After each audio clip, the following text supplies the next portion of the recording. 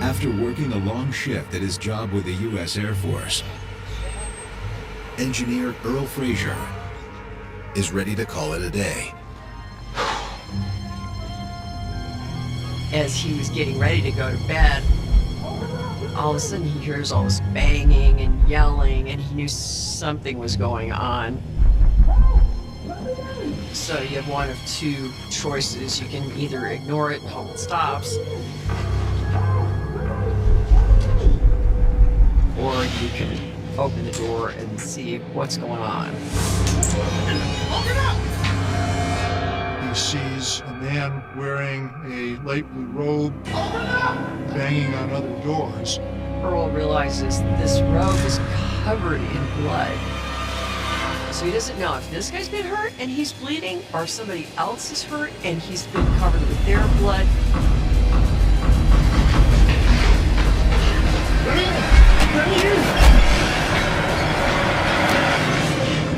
Somebody's been killed. You have to call 911. On the far side of town, Lt.Joe Kenda is wide awake, but desperate to get some sleep. I can't turn my mind off, and I certainly can't turn off traumatic memory. You can't. Like to, love to, doesn't work. So I sleep in spurts, hour or two, and I'm up, toss and turn, make my wife insane, and the phone rings. Getting that call was a lot more entertaining to me than having to argue with myself about why I'm not sleeping. All right, I'm on the way. Bye. But now we have a reason to be awake. Dispatch tells Kenda there's been a stabbing at 1205 South Kelton Road.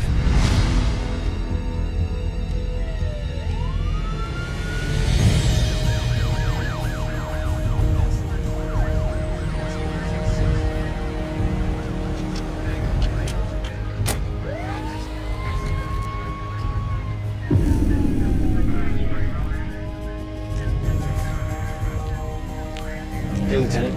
So what we got? We got a bit of a strange one here. Okay. We got a 24-year-old black male with some serious stab wounds. Found a license in his pocket that identifies him as Keith Andrews. The ambulance just rushed him to the hospital. What's the strange part? Got a guy in custody who's already owning up to the stabbing. Usually nobody's around when these things happen. People tend to run away. But this guy, they have. This guy kept coming at me. You know what to do. I don't know this guy. You have my wife here. Isn't that who my kids with? You know? I was afraid. That's the guy right there. Lloyd Carmen. He lives here. Okay. He has a cast on his left forearm. It's been there a while. It's not a brand new cast, but he's got blood all over him. Mr. Carmen, Lieutenant Kenda. Okay, listen, I'm telling you, I had no choice. This guy kept coming at me. I didn't know what to do. It was all self-defense. Slow down a second. Let's back up a little bit. So you live here, right? Yes. He is really panicky and talking a mile a minute. He is really in a hurry to tell me what happened. I was watching TV. Somebody knocked at the door.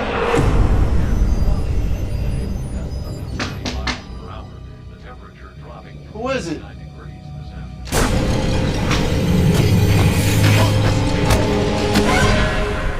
This guy I'd never met before bum rushes me and starts attacking me. And then he pulls out a knife. And he wrestles with this guy and puts him down on the floor. But he still can't stop him.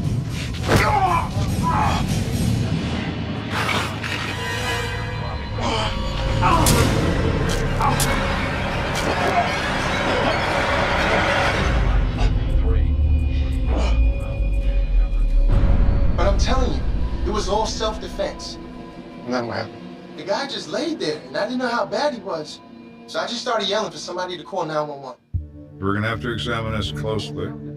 This person's condition is grave, so this is a serious matter. But from what he says so far, could certainly be the truth. All right, I'm gonna have an officer drive you down to the station. You're not under arrest or anything. I just need to ask you a few additional questions. Okay? Okay. Come on, this way. As Lloyd Carmen is led away, Kenda turns his attention to the victim. So what do we know about the guy that got stabbed? Keith Andrews? We got some guys working on it right now. And what we've learned so far is he's single and he doesn't live far from here. Keith and I were born to a very young, unwed mother. And we were adopted out. So we ended up being very close.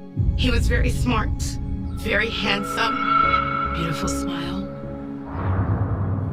Don't know why this guy Keith would attack someone like that. He must have been on drugs or something. I don't know. Let's see if anything in here backs up his story. Kenda starts with the blood. There's quite a bit of blood, but quite a bit of blood is not meaningful, even if there's an enormous amount.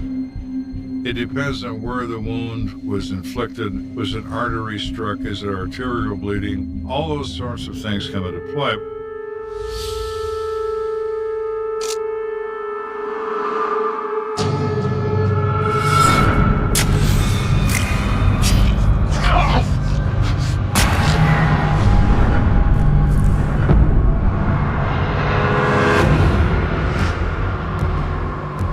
There is blood at the approximate places where it should be for the story he describes.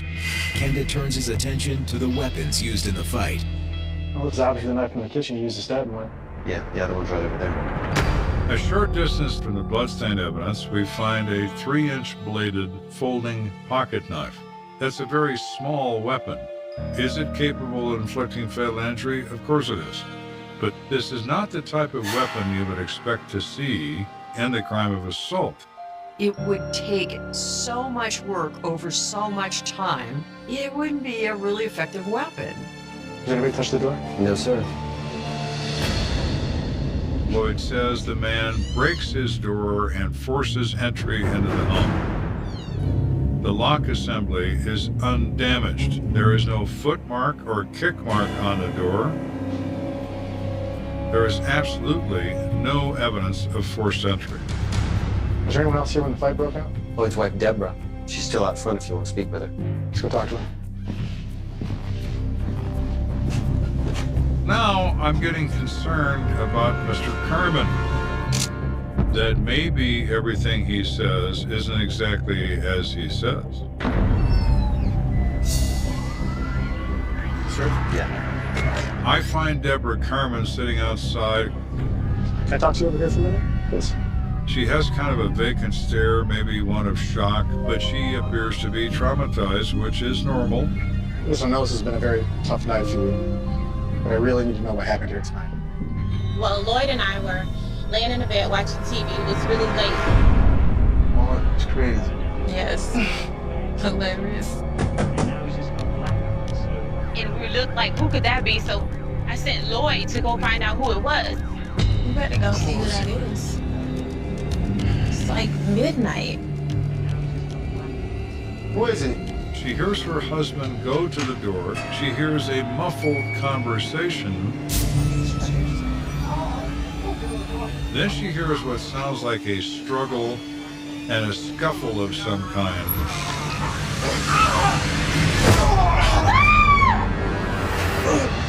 Then, a few seconds later, Lloyd came back in. He's just covered in all of this blood everywhere. Are you okay? Are you okay?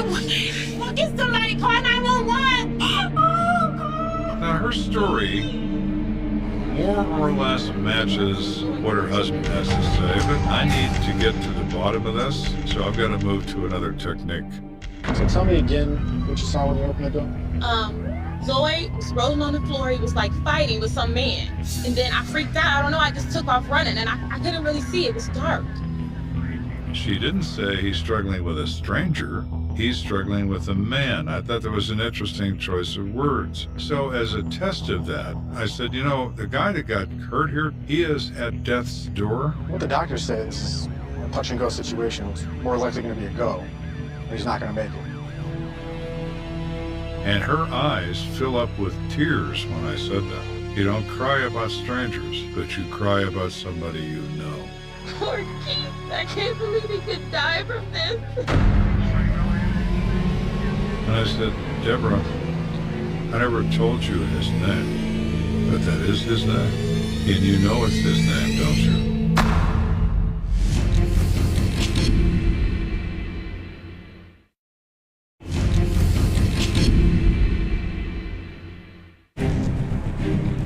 We're investigating the chain of events around 24-year-old Keith Andrews who is said to have broken into an apartment with a knife. The homeowner responded with another knife, and now Keith is hanging by a thread in the hands of surgeons. It's initially said it's self-defense. The more I learn, the less I like self-defense. Lloyd Carmen's wife, Deborah, has unintentionally revealed she knew the man her husband stabbed. Okay, cut the crap, Deborah. Tell me how you know Keith Andrews. I expected her to say, well, he's a neighbor, he works with my husband or something. All right, okay. We had an affair. Excuse me? So this isn't just Keith the guy, it's Keith the lover. This story's getting more interesting by the moment. How long did this affair last? Not long. Not long. Weeks, months, years? Weeks, I guess, weeks. Go ahead, Keith. She said she's known Keith for many months. Hey! He and her husband, Lloyd, were friends. Want another baby? I'm good, baby. Get it.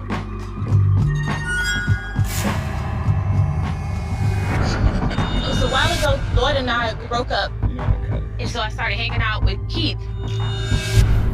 And then I got back with Lloyd and I broke everything off with Keith. It was over.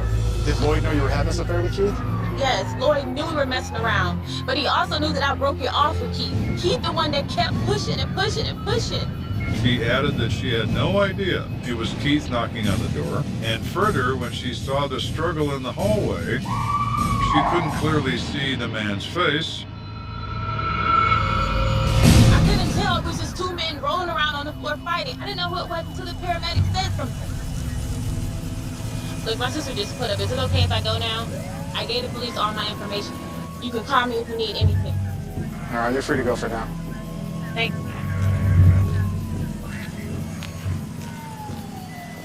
Lying to us the whole time. She's told me about everything she's willing to tell me.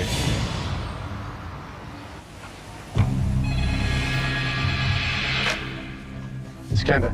Hey, Lieutenant, this is Dr. Stiles. How you doing?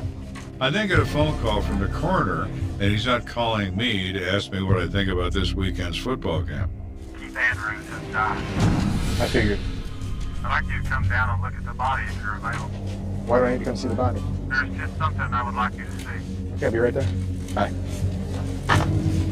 Okay. So I go down to the morgue and I look at the body.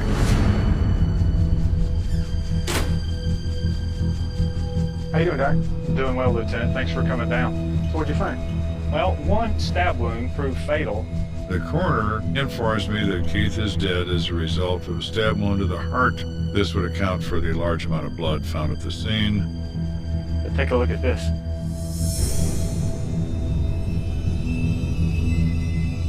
Wow. 32 stab wounds.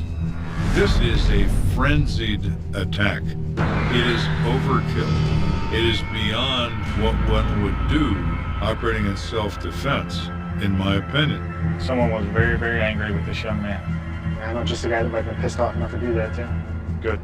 We know that Lloyd has more than enough motive to attack and kill our man Keith. This is certainly the kind of rage that could easily come from you confronting a man who's been sleeping with your wife. The question is, why is Keith over there knocking on the door at midnight? All right. Thanks. Yeah, thanks for coming down. Back at police headquarters, Kenda's team begins to work the phones, searching for a possible lead. Hey, Mr. Walters, this is Detective Stevens with the Colorado Springs Police Department. Hello, Mr. Brown. Yes, sir. We're conducting an investigation. And by chance, do you happen to know a Keith Andrews. In the course of the investigation, we look at what can we find out about victims and suspects and what have they been doing in the last 24, 48 hours. Oh, you do know Mr. Andrews? Really? Well, would it be possible if one of our detectives came out and talked to you? And we are able to identify a friend of Keith's in this case. Lieutenant. What's up? Looks like I found a friend of Keith's named Dante Smith. We'll see what he has to say.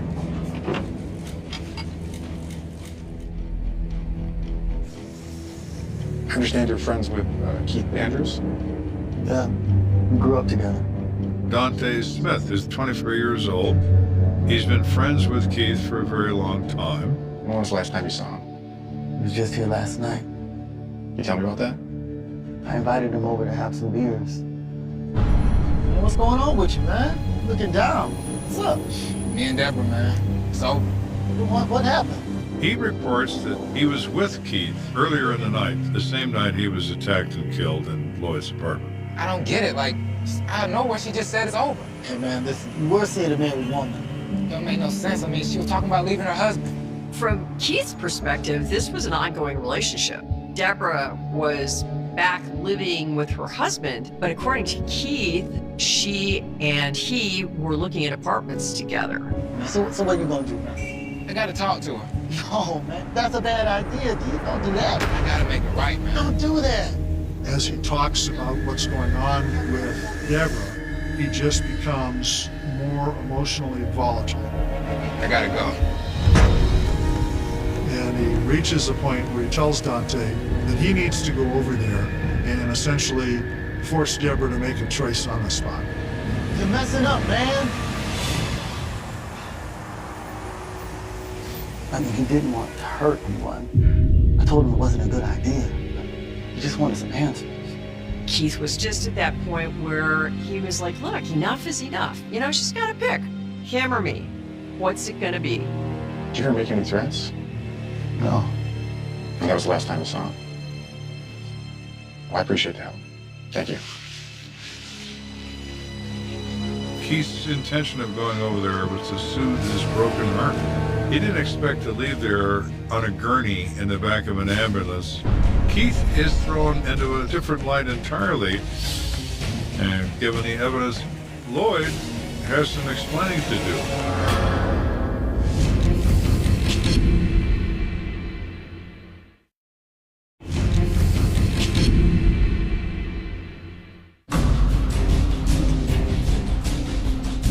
Now that we're a little deeper into the stabbing of Keith Andrews, the investigation has revealed that both of our best witnesses have been lying to us from the beginning. It was all self-defense. I'm going back to talk to Lloyd because my plan is to get to the bottom of this, because I know enough about it to know I'm not there yet.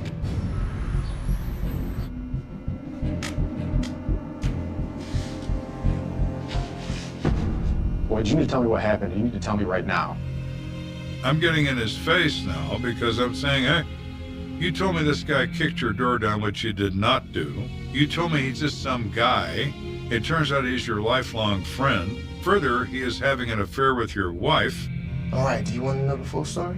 It'd be a good start. That would be very helpful if you could tell me what's really going on. Keith was my friend. Deborah broke it off with him, but he just wouldn't give up. He was calling her at home, calling her at work, and then he shows up at our front door demanding to talk to her. I should have known something bad was about to happen. It's okay. You're still lying to me, Lloyd. How do you explain the fact that this guy comes in there supposedly to talk to her, and he attacks you? How do you explain stabbing him 32 times? He had a knife. He was trying to stab me. He just kept coming at me, and I was blocking him from trying to kill me. Roll up your sleeves. What? Why? Let me see your arms. The right arm has no cast on it. There's not a mark on it. The arm that has a cast, there's not a mark on the cast. I gotta tell you, Lloyd, I find it pretty amazing that you're blocking all these blows from a knife coming at you, but you ain't got a mark on you. I mean, how's that even possible? Then you go into the kitchen to get a knife to defend yourself? What was Keith doing? Reading a magazine, waiting for you to come back? I had no choice. He had a knife. Keith isn't the aggressor here, Lloyd. You are. Keith comes over uninvited. I agree. He's uninvited. That doesn't give you a license to kill him. It was all self-defense. Okay, Lloyd, you stick with that. Take him to booking. Let's go, Lloyd. He walked into my house. You're under arrest for murder. And you're going to jail right now. And that's what we did with him. Packed him off to the El Paso County Jail. I'm telling you, it was self-defense. Charged with murder. Kenda may not have gotten the full story from Lloyd Carmen, but he can make a reasonable guess what transpired. When Keith arrived at the apartment, Who is it? When Keith knocks on that door that night at midnight, that makes the situation volatile. It's late, man. What are you doing here? Man, I need to talk to Deborah. Deborah? Are you serious Deborah. right now? Where's You Deborah? need to go home, Keith. Are you serious? Our man Lloyd reaches his limit. Deborah was in the other room. The object of their dispute is present in this place. Keith makes himself present in the same place. He and Keith had been very good friends, and now they are arch enemies as a result of this affair.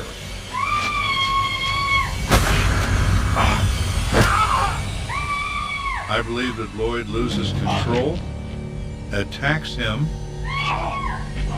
During the few seconds in time that Keith is momentarily distracted,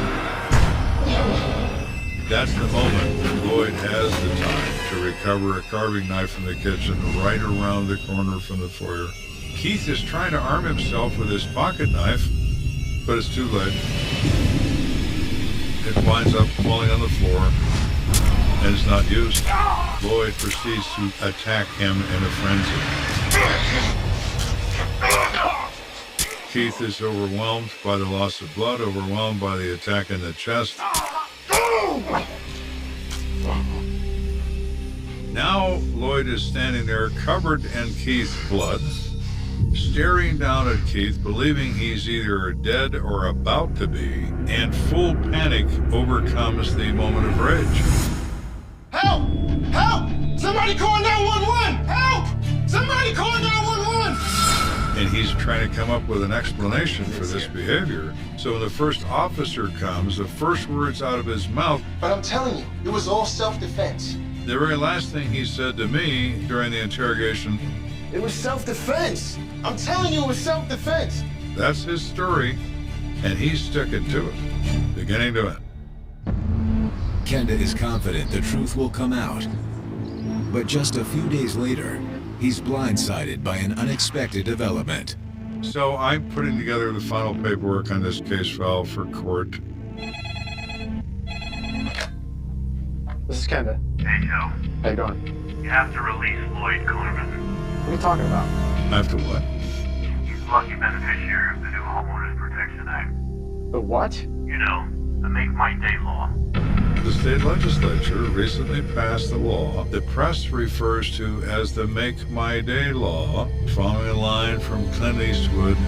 If you feel threatened, if you think someone's trying to kill you inside your home, you can kill them and you go scot-free.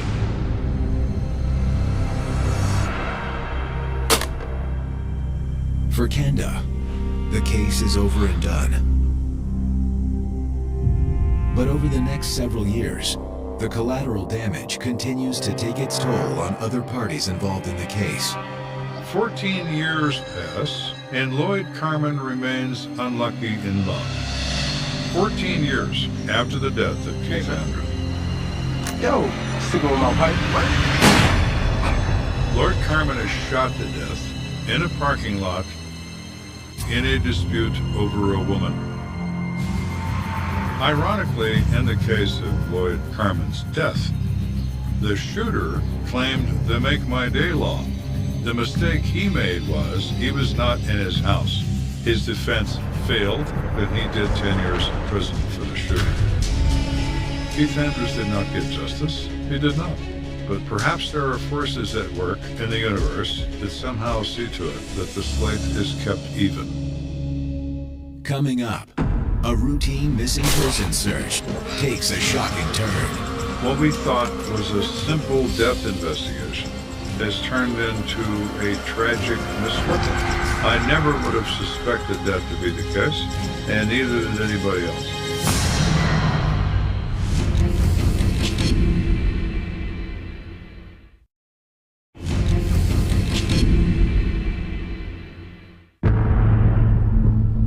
In a small neighborhood south of downtown Colorado Springs, postman John Roberts is making deliveries on his daily route. At around 9 a.m., he arrives at 22 Oak Crest Lane. The mailman saw a lot of letters stuffed in there. It raised a red flag for him that something was off here. Mrs. Hill, have you seen Miss McRae lately? But you know what? Now that you mention it, I don't think so. I know she's getting up in years. All right, then. I'll call the police and have them check up on her. 15 minutes later, a pair of CSPD patrol officers arrive at the home of 80-year-old Gretchen McRae to perform a welfare check.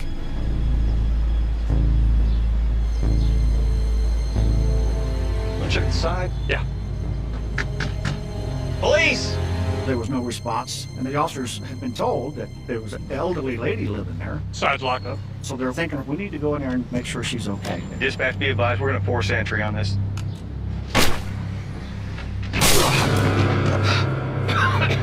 That smells not a good sign. Nope.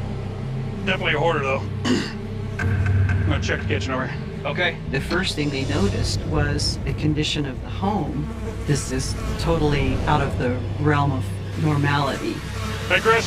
Yeah. You got a body over here. What do you think, 2-3 days? Yeah, not as long as the nail. This body's been here for at least a couple of days. It's already starting to decompose. We have confirmed 1091 at this address. Go ahead and start homicide and forensics, please.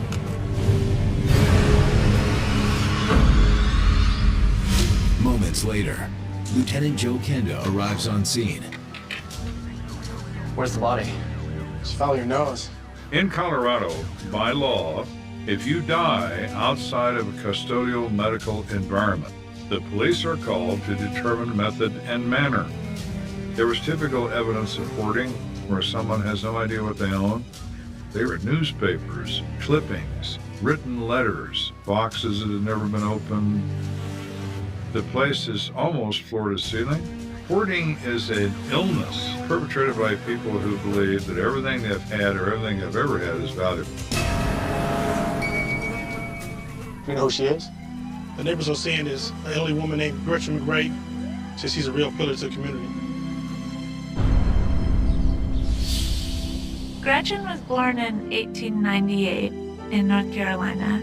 She moved to Washington, D.C. and did experience some segregation and discrimination in the offices that she worked in. She moved to Colorado and did lots for the black community here.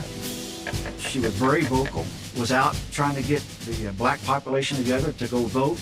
We need a little more fairness in this stuff. That's why I'm running for city council. As far as I know, she was the first black female to run. What's your platform? Equality for all, and I plan on cleaning up this place. Why is it not happening? She was brave. Just like you. She had no fear about saying what was on her mind. You'll have my vote. I'll be there. If you'll keep that promise, then you'll have our vote. Glad I can count on your vote, sir. Yes, ma'am.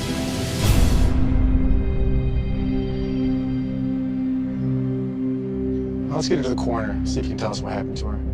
Also, see if we can find a relative or someone else who can give us a positive ID. Someone must try to figure out what actually happened there. Stop the coroner, please. You know, was there a robbery? Was she stabbed? Was she shot? Was she strangled? She has decomposed.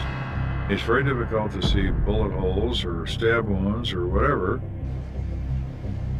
We're going to have to rely on the coroner to tell us what killed this woman. The following morning, Kenda pays a visit to the coroner's office in hopes of determining the cause of death. So what do you think? Anything suspicious? No, but given the state of this body, it's not clear cut. The decomposition process certainly hinders the pathologist's examination. The things that you're looking for to figure out why the person has died may not even be there anymore.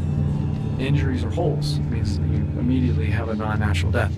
I don't see anything that would indicate foul play.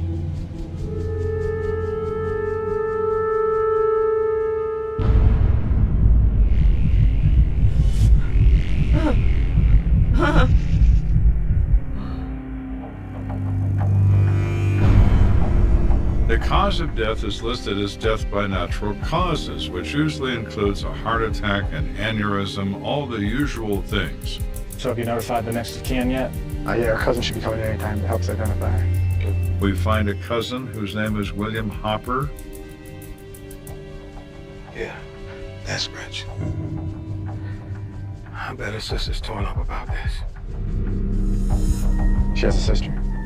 She lived with Gretchen in the same house. It surprised us completely. She knows where. Is it possible she moved? No, Almina's a little older. I can't imagine she'd move anywhere this late in her life. Well, thank you for coming in. I'm sorry for your loss. Okay. All right, thanks, Doc. So what happened to Almina? Why did Almina not reveal herself when we were in this home? Is she fearful of the police? Is she responsible in some way for her sister's demise? Yes, hello. This is Officer Matt Miller with Colorado Springs Police Department. We checked with the Social Security Administration. Help me out. I'm looking for some information on an Elmina McRae. They say her check gets cashed every month. Her sister also receives a check, Gretchen McRae. We have last month's checks, both endorsed, and they were paid. Really? The same day? We don't know what's going on here. We don't know. All right, well, thank you. You've been very helpful. You too.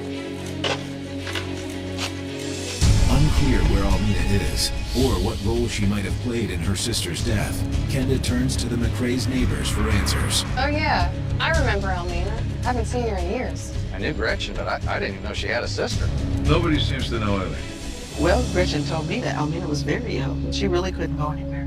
You haven't seen her in quite some time. Not in a month of Sundays, no. Thank you for your help. One thing we found that disturbed me is 2 or 3 neighbors. She's been sick and she can't leave the house. Then where is she? We need to get back in that house and continue looking to see what else we can learn. Hope you boys don't have anything big planned for tonight. This may take a while. Where do we even start? Why don't you go to the back bedroom for a second? Everything that this woman had collected over the years was still in there. It was so difficult to walk. There was little alleyways built through all the junk and the trash. Gretchen surrounded herself with the work that she did on civil rights. Her interest was what's going on in the world, and so when Gretchen died and people entered the house, it was full of those things. We're looking for something of significance other than old newspapers and old letters. As the search continues, something on the living room sofa catches Kenda's eye.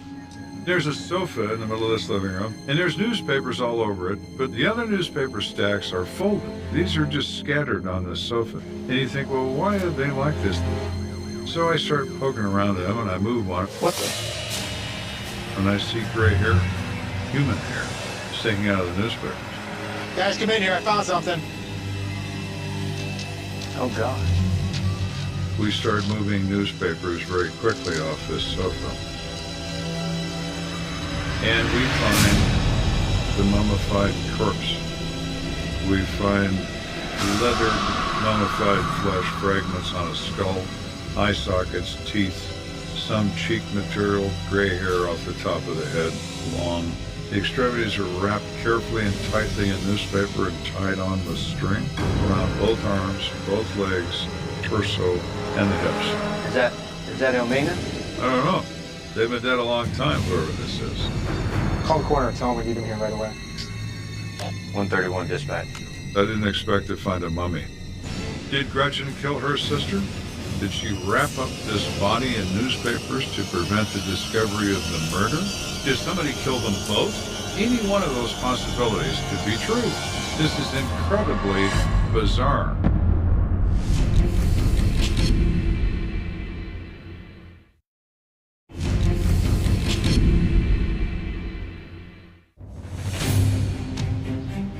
We find Gretchen McRae dead in her house, and a day later we find another body in the same house. What seemed to be a natural death investigation becomes this enormous mystery that seems in every way unresolvable. You ever seen anything like this, Lieutenant? Yeah, one museum. Kenda suspects the second body is that of Gretchen's missing sister, Almina McRae.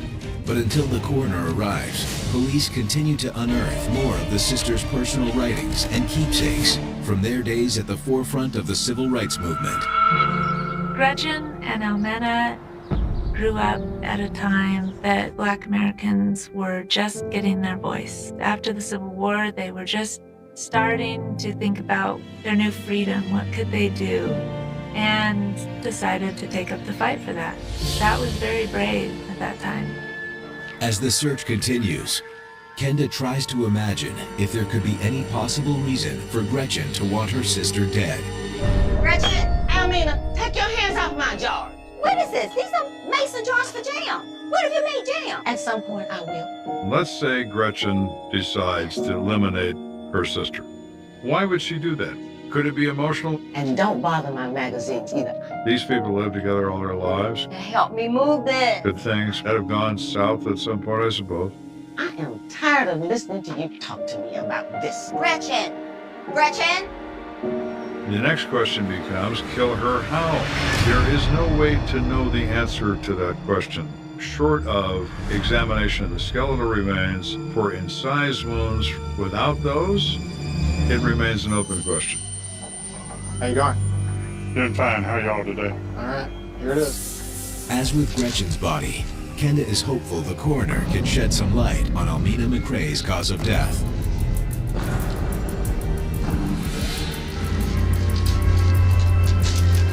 We wind up with skeletal remains in a house dress that's also been fragmented and rotted by the decomposition of flesh. Man, I'm surprised it isn't putting off more of a smell or anything. From the condition of the body, it's been dead several years, maybe as many as 5, and after that, you're not going to get a smell anymore. The smell of decomposition typically abates after about 2 years. Smell can dissipate into the floorboards, into the other items. So at this point, a body who's been inert for 5 years would not necessarily have had much of a smell. You can see here, it's definitely a female. And based on what you've told me about her sister, there's a good probability that this is Almina. She's physically unable to move and conceal her body elsewhere in the building, so she does the next best thing. She wraps her tightly in newspapers, as tightly as she can, to try to probably kill the odor. Any signs of violence? And also, I don't see any gunshot wounds, any nicks to the bones. It looks clean. The obvious question is, why would Gretchen not report the death of her sister? This is a definitive act by Gretchen. She went to great lengths to conceal the death. Why would she do that? As Kenda and his team continue to search the house, they make a discovery that may provide the answer. Hey, Lieutenant, take a look at these. What is it? Found a box of canceled Social Security checks made out to each sister with their signature on the back. Gretchen's signing the checks in her own hand. Is anybody going to compare those? No, they're not. Signatures look exactly the same. They do. Over the years, Gretchen had been accepting the Social Security payments for Almina and had been cashing the checks and keeping the money. She wanted to continue getting the Social Security benefits, and she knew if she reported the death, that would stop. Almina? Almina. The fact of the matter is, Gretchen and Almina were very poor. Get up, Almina. I'm going to make us some tea. And that probably was the only money that was coming in to support the 2 women. Come on, get up with your busybody self. Almina?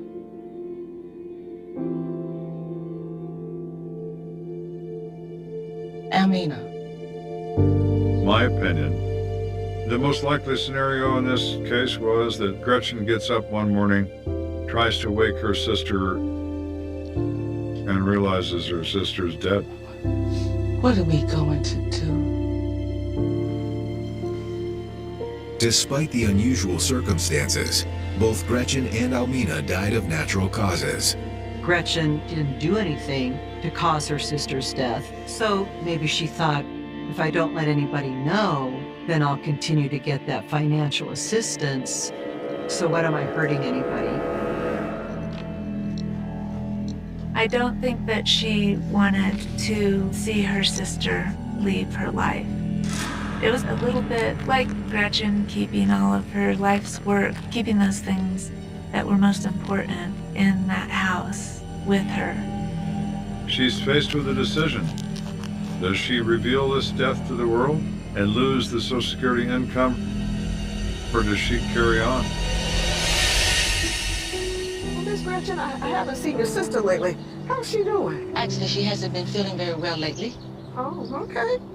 Well, it was nice seeing you. You keep up the good work, okay? All right. All right now. Given her age and the known age of Almeida, no one questioned it. The two highly functioning people spend a life trying to change things for African Americans and then have it evolve into squalor and mummified corpses and a house filled with junk. It doesn't matter how dynamic a life you led. When you become elderly, you become invisible. The world marches on, and you can no longer keep pace with it. And no one cares, except the police, who are there trying to unravel this tale of sadness that is almost overwhelming. They still talk about the scream. Not because anyone actually heard it, but because in a city like Chicago, in a year like 1978, it felt impossible that something this brutal could happen in absolute silence. No warning, no struggle in the alley, no broken glass. One moment, the South Side block on West Archer was just another row of tired brick and flickering neon, and the next it was a crime scene that would haunt headlines for decades. It starts with a late bus and a missing girl. Friday night, October 13th, 1978. Wind cutting between the buildings, sharp as broken ice, streetlights buzzing a sick orange over cracked sidewalks. The news on the radio talks about politics, layoffs, a city trying to keep itself from splitting apart. Down at the corner, a 17-year-old high school senior named Emily Carter waits for the number 62 bus that's already 15 minutes late. Last seen at the bus stop, that's the line the papers print. Easy, clean, cold. Emily is the kind of girl neighbors say couldn't have enemies. Top of her class, works part-time at a pharmacy on weekends. Plays piano for a small church choir.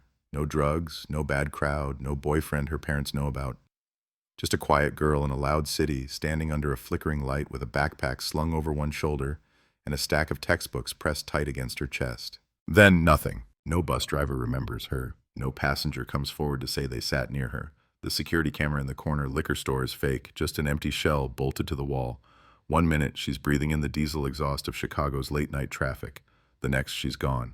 No struggle reported, no witnesses, no scream. Missing teen, South Side. Families in the neighborhood lock their doors and double-check their chains. Matt Tick Bian, mysterious disappearance. The phrase fits too well. By Saturday morning, the Carters are at the police station holding a senior photo printed on cheap, glossy paper. Her mother clutches it like it's the last real piece of their daughter left in the world. Her father answers questions with a jaw so tight it looks wired shut. What was she wearing? Who was she with? Did she have a boyfriend? Did she run away? Run away.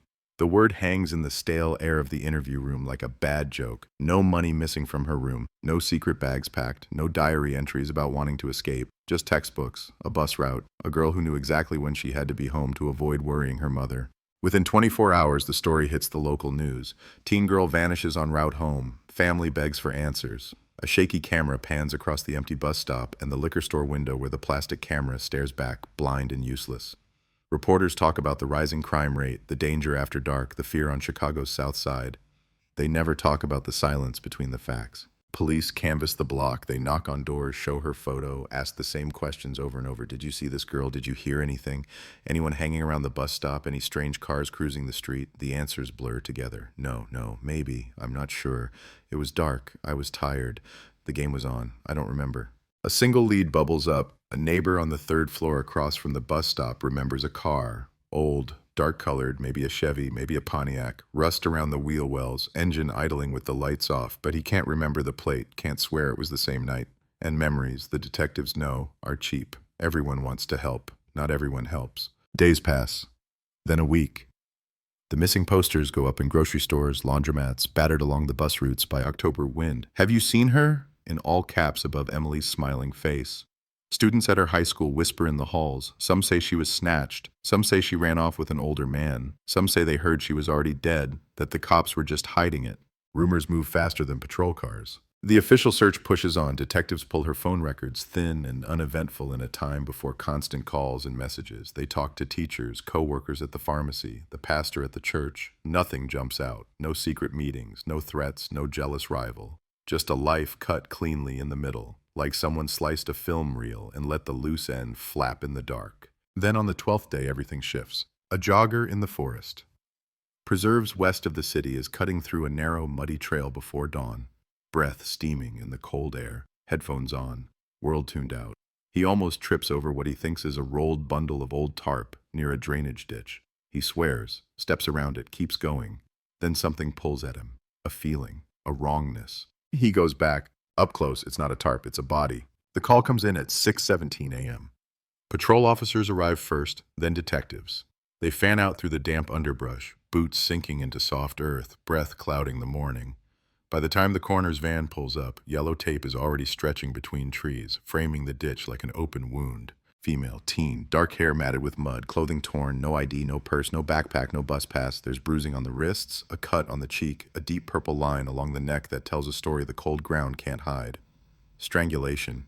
Dumped here, away from the main road, like trash pushed into the shadows. They don't say her name on scene, not yet, they never do until it's official. But as soon as the description hits the Southside station, female, late teens, similar build, dark hair, every officer thinks the same thing. The missing girl from West Archer. The Carters get the knock on the door that night. In the morgue, under fluorescent lights that strip faces of all warmth, Emily's mother screams until her voice shatters when she sees the body. Her father doesn't scream. He grabs the edge of the metal table so hard his knuckles go white, and for a moment, the orderly thinks he's going to rip it from the floor. Identification confirmed. The missing poster girl is no longer missing. The headlines change overnight. Chicago teen found murdered in Forest Preserve. Community in shock. Cold print over the cold facts. The bus stop, the trail, the ditch, strangled, dumped, no suspect, no weapon. Homicide takes over. Detectives who've seen more bodies than they can count look at the photos and feel something twist in their gut. This one feels personal, too clean, and at the same time, too ruthless. No obvious signs of sexual assault, no robbery, jewelry still there. She was killed, not for what she had, but for who she was, or for what she saw. They start with the timeline. Friday night. Bus never confirmed. Last known location. Bus stop at 9:40 p.m. Last sighting by an elderly woman walking her dog. The woman remembers Emily's face, the way she kept checking her watch, the way she shifted from foot to foot in the cold. That's it.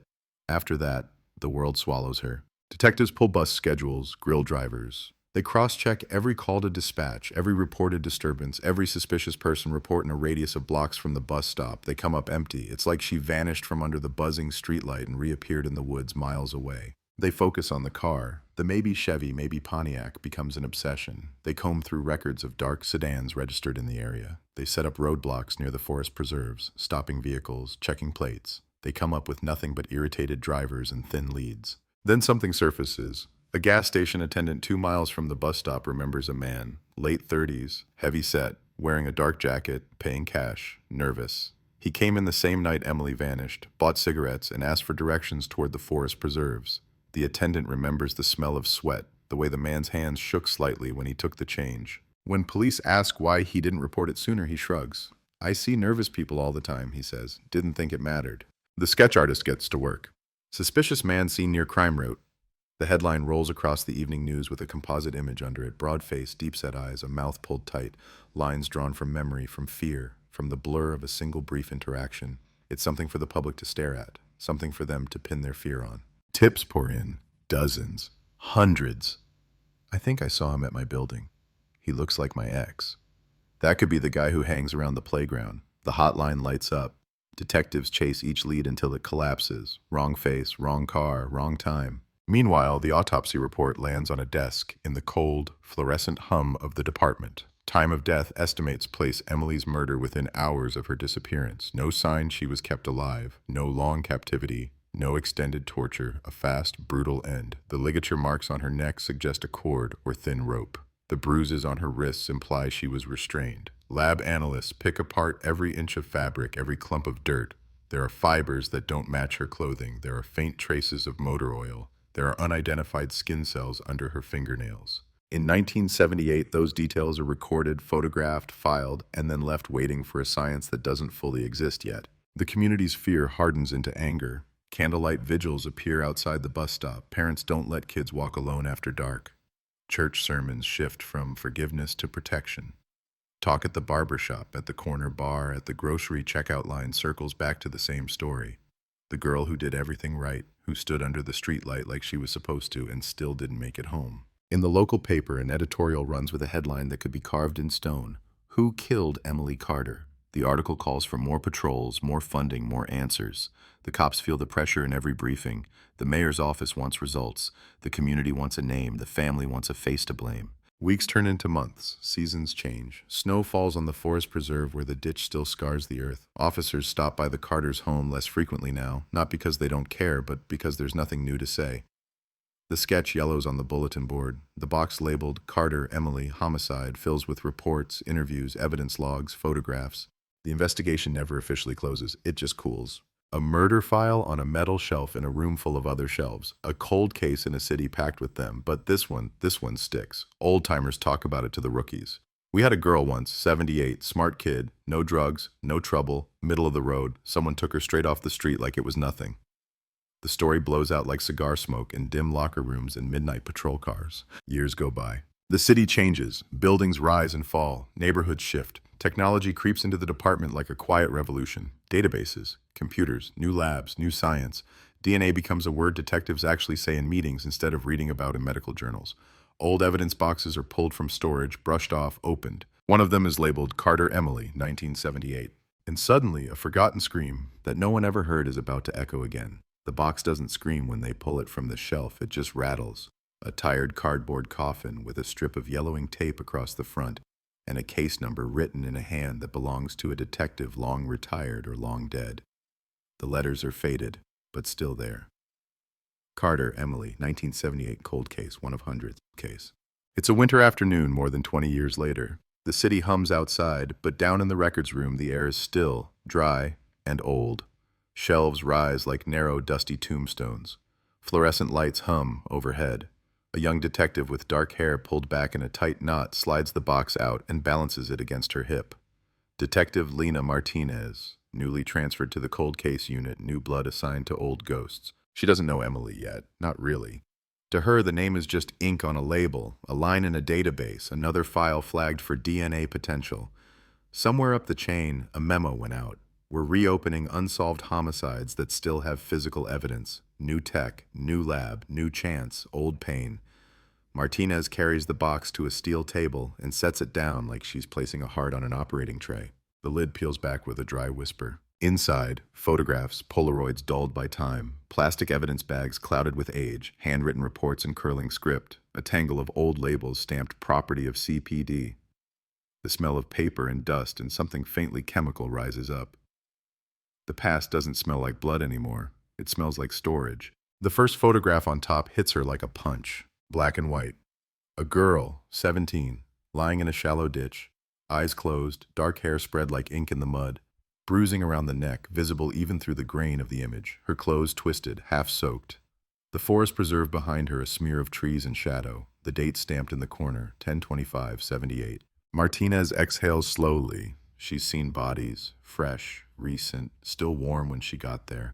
But there's something different about a life frozen in old film.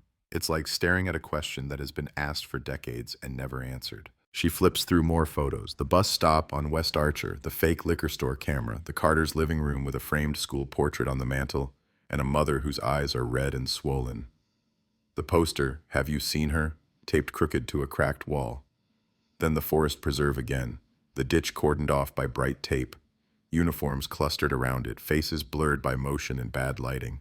A headline clipped from a newspaper folded and tucked into the file. Who killed Emily Carter? The words feel heavier now than they did then. Martinez reads the reports, the interviews, the dead ends. She learns the story in the quiet of that room. The late bus, the missing timeline, the dark sedan, maybe Chevy, maybe Pontiac, the nervous man at the gas station, the composite sketch, the endless tips, the nothing. Welcome to Chicago, 1978. Welcome to a wall. She pulls out an old manila envelope labeled Evidence Bio. Inside, sealed in stiff, brittle plastic, are the pieces that didn't mean much back then. Fingernail scrapings, swabs, hair, fibers from the clothing, all tagged, all logged, all waiting for a future that has finally arrived.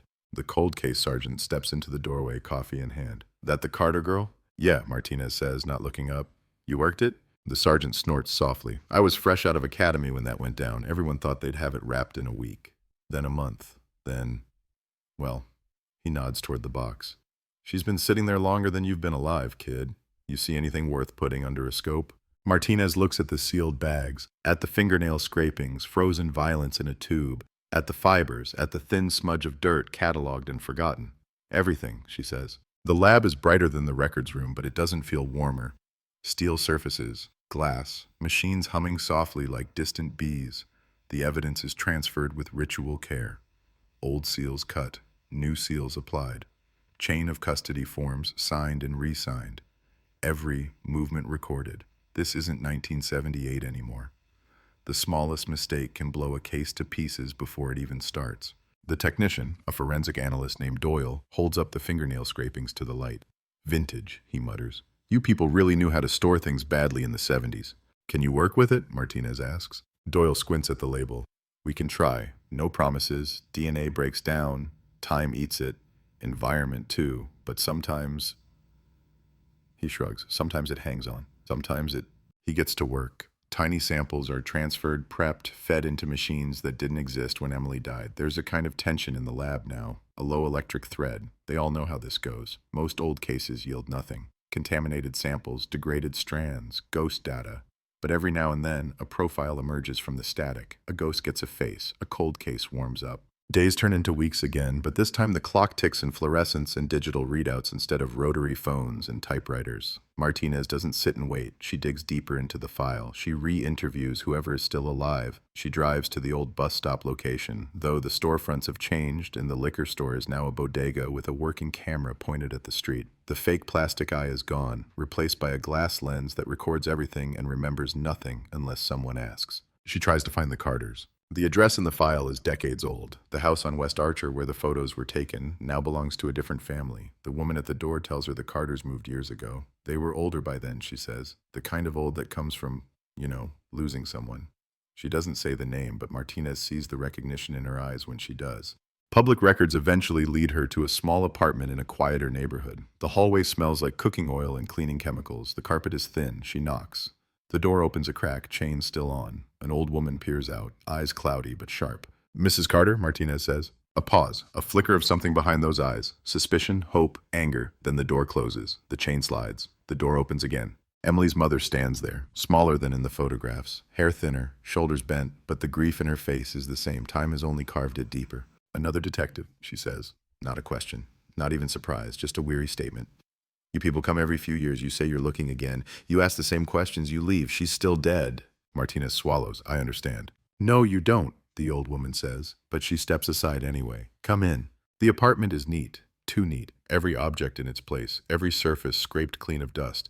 There are no family photos on the walls, except one, a framed portrait of a teenage girl with dark hair and shy eyes, smiling at the camera like nothing bad has ever happened and nothing bad ever will. The glass over it is spotless. We're reopening some old cases, Martinez explains. Using new forensic methods, we're testing evidence from the scene, from your daughter. There's a chance we might... Find him? Mrs. Carter's voice is suddenly sharp. You might find him? After all this time? We're trying, Martinez says. I can't promise. I don't want promises, the old woman cuts in. I had promises. In 1978, I had detectives standing in my living room saying they would get him, that it wouldn't be long, that people like that slip up, that justice comes. You know what came? Birthdays, Christmases, empty chairs. Silence stretches between them. The sounds of the city filter up from the street below. A car horn, a bark, someone laughing too loudly, life moving on, refusing to stop for the dead. What do you want from me? Mrs. Carter finally asks, collapsing into a worn armchair. There's nothing I haven't said. I want to hear it again, Martinez says quietly. From you, not from the file. Sometimes people remember things differently over time. Sometimes something small, something that didn't seem important, then... You think I forgot something that could have found him? The old woman's eyes flash. You think I let him walk away because I didn't remember a detail? No, Martinez says, steady. I think you've been living with this longer than anyone, and sometimes the way it lives in your head now, that matters. Mrs. Carter looks at her for a long moment. Then her shoulders drop. The fight drains just a little. She nods. So they go over it, the last day. The bus route, the clothes Emily wore, the textbooks in her bag, the time she left the pharmacy, the call she made to say she was on her way, the way the clock on the wall glowed 10:15 p.m. when her mother realized something was wrong, the call to the police, the waiting, the search, the visit to the morgue. Her voice cracks on that part, but she pushes through. She doesn't cry. The tears dried up years ago. What's left is something harder. Did Emily ever mention anyone bothering her? Martinez asks. Anyone following her? A stranger? A customer at the pharmacy? She would have told me, Mrs. Carter says. We talked. We told each other things. She hesitates then, just a fraction. Martinez catches it. What? The detective asks softly. Mrs. Carter stares at the framed portrait on the wall. There was a man once, she says slowly. Not right before. Not in those last days. Earlier that year, at the bus stop. She came home upset, said he was staring at her, said he asked where she lived. I told her to change her route for a while, to sit closer to the driver. She did. Then it stopped. She said she hadn't seen him again. Her hand trembles as she reaches for the arm of the chair. I told the police back then. They wrote it down. She lets out a humorless laugh. They always write it down. Martinez flips the file in her mind, rifling through pages she's already read. There is a mention. Possible harasser at bus stop. No description, no follow-up. A line, a loose thread, buried. Did she describe him? Martinez presses. Anything? Age, race, clothing? White, Mrs. Carter says. Middle-aged, jacket with some kind of patch on the sleeve. She thought maybe it was work or military. She wasn't sure. Her gaze sharpened suddenly, locking onto Martinez.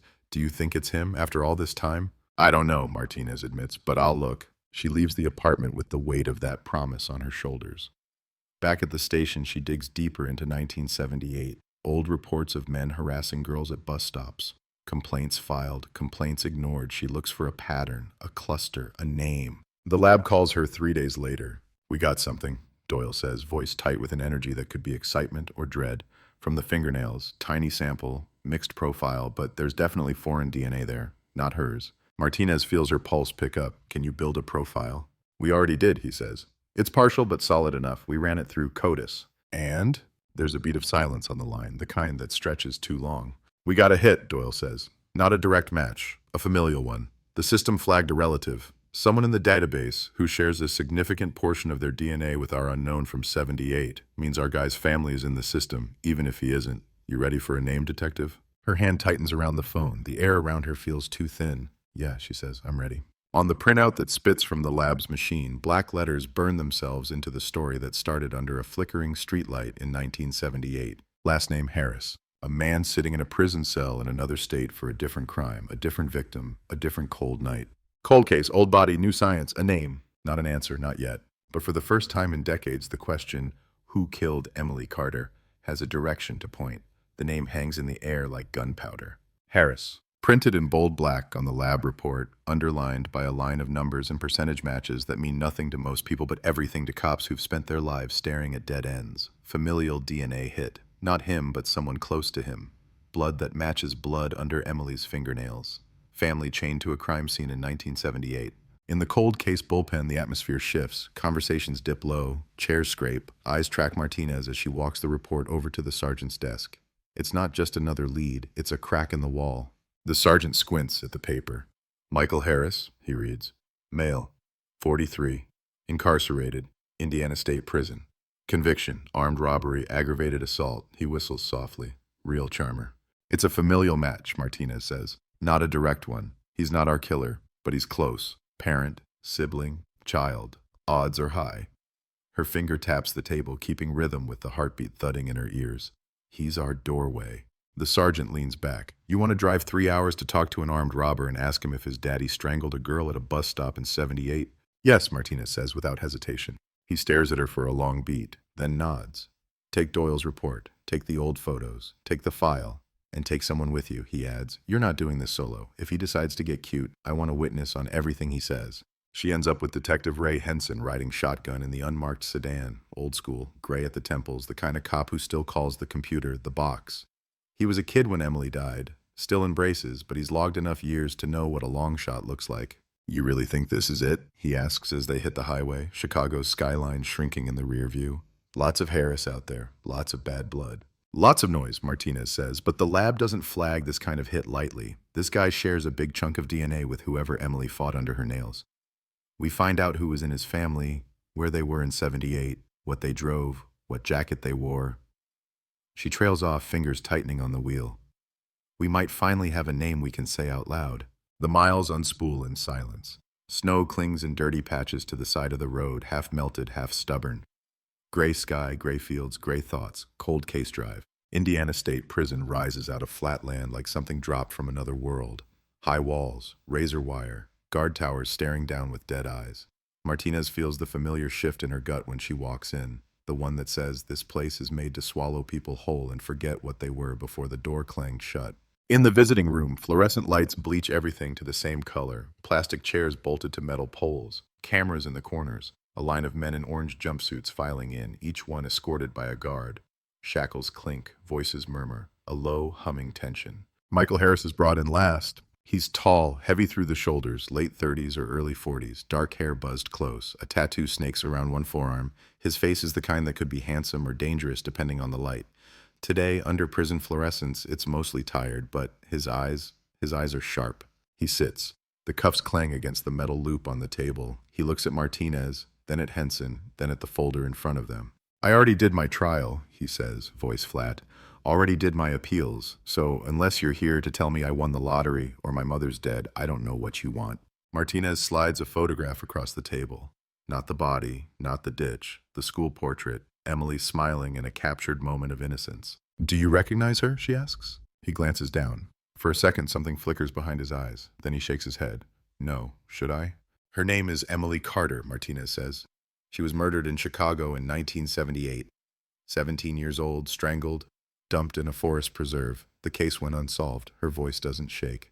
Until now. He snorts. You think I killed some girl in 78? Lady, I was a kid. I was 13. You can check. My file's as thick as your arm. We did, Henson says. You were 13. You were living on the south side back then, near Archer. Michael's gaze snaps up. The bravado cracks just a hair. So what? He says. Half the city lived near Archer. Martinez doesn't blink. We're not here because we think you killed her. We're here because the DNA we recovered from under her fingernails matches yours. Not exactly, but close enough to mean you share blood with whoever she fought. She leans in slightly. We're here because we think someone in your family killed Emily Carter. The room tightens. The air feels smaller. Michael laughs, but it's thin. DNA. Right. You people and your science. So what? My cousin got drunk and started a fight in the 70s, and now you're here to stick it on me. We're not sticking anything on you, Henson says calmly. We're offering you something. A chance to tell us what you know. Because I'm going to tell you how this goes. If you don't, we dig. We talk to every Harris who's still breathing. We pull every record. Employment, medical, school. We piece it together. And when we figure out who did this, and how, and why, and who helped cover it up, all those names go in ink. You're already doing time. But there's still worse places you can end up in the system. You know that. Michael's jaw tightens. His cuffed hands flex. Martinez slides another photo out. The forest preserve. The ditch. The body, blurred, but the scene unmistakable. She was someone's kid, she says quietly. Somebody's only daughter. Her mother still sets a place for her at the table when she forgets what year it is. Her father died without knowing who did this. We have one thing that points anywhere. One. You. You can help close this, or you can let it rot another 20 years. Michael stares at the photograph for a long time. Long enough that a guard shifts, watching. Long enough that the fluorescent hum feels like a scream. My father, he says finally, the words dragged out like something sharp, was a son of a bitch. Martinez says nothing, just waits. He did things, Michael goes on. Things we didn't talk about, things nobody wanted to talk about. He'd go out at night, come home late, sometimes drunk, sometimes wired. Eyes wrong, hands shaking. His eyes are far away now, somewhere in a cramped apartment on the south side more than 40 years earlier. We were on Archer back then, 2 blocks from a bus stop. He always said it was a good location, easy to get anywhere. Henson's pen doesn't move. This isn't the kind of moment you clutter with ink. You just listen. What was his name? Martinez asks. Thomas Harris, he says. Everybody called him Tom. Worked at a garage, over on Pulaski. Grease under his nails all the time. Smelled like oil and smoke. You already know all this, he adds suddenly, eyes snapping back to hers. You wouldn't be here if you didn't.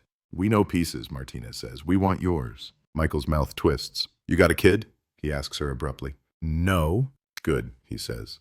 Then you don't know what it's like when the person who's supposed to keep you safe is the one you're scared of. He leans back, metal clanking. I remember one night. It was cold, like this. He nods toward the fogged-up window. He came home late, boots muddy, jacket wet. There were leaves stuck to his pants. My mom asked where he'd been. He told her to shut up. Said he had to take care of something. That's what he always said, take care of something. Martinez can hear the scribble of a guard's pen somewhere behind her, logging the time, the interview. The clock on the wall ticks too loudly. Did he ever talk about a girl? She asks softly. A news story, a murder? We didn't talk news in my house, Michael says. We didn't talk about anything. TV on, nobody listening. Radio on, him yelling about parking and unions and politicians. But I remember this His voice slows. He comes in that night, right? Mud on his boots. Mom's making dinner, news on the little TV, something about a missing girl, picture on the screen. He taps the school portrait of Emily with one finger, shackles rattling. Her. My dad looks at the TV, looks away fast, says kids disappear all the time in this city. Then he goes to the bathroom. He's in there a long time. I hear the shower, I hear the sink, water running and running and running. When he comes out, his boots are clean. The silence after that is heavy. How old were you? Henson asks. 13. Did you ever tell the police? Michael laughs, a harsh bark. Are you kidding? I didn't tell the police when he broke my brother's arm and said he fell off the porch. I didn't tell them when he put a cigarette out on my hand for talking back. He lifts one palm, a scar there, pale and shiny. You think I was going to tell them I thought he might have done something to a girl on TV? He shakes his head. We survived by keeping our mouths shut. Your father's car, Martinez says. What did he drive? Pontiac, Michael says without hesitation.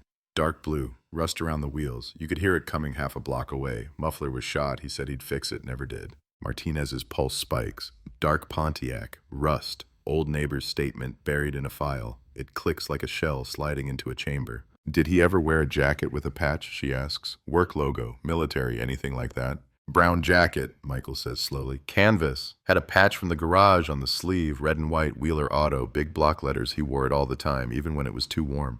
He squints at her. Why does that matter? Emily told her mother about a man at the bus stop months before she died, Martinez says. Middle-aged, white, jacket with a patch on the sleeve. She thought maybe it was work or military. She never saw him again, until the night she didn't come home. The sound in the room changes. The hum of the lights, the low murmur from other tables. Everything fades into the background like a film dropping its soundtrack, leaving only dialogue. Michael swallows. His tongue flicks across his lips, nervous. I don't know for sure, he says. I can't say I saw him do it. I can't say he came home and said, guess what, son? I killed a girl tonight. But there were things. Times he came home late. Times the news would be talking about something bad that happened and he'd get real quiet, turn the TV off, go out to the balcony and smoke, just stare at the street, his jaw grinding. He looks back at the photo. I see her face now and I think, yeah, that could have been one of those nights. Where is he now? Henson asks, though the answer feels like a formality. Dead, Michael says. Heart attack, 93. Dropped in the garage, they said. Just, boom, gone. His voice is empty. No grief, no nostalgia, just a statement of fact. Cops never came asking about him, not once. Until now, Martinez thinks. They leave the prison with more than they came in with. Not proof, not the kind you can hold up in court, but a trail of details that match too cleanly to ignore.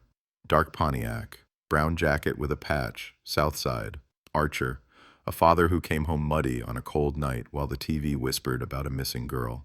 Back in Chicago, Martinez hits the archives like a storm. She pulls employment records on Wheeler Auto. There he is, Thomas Harris, hired 1974, terminated 1982.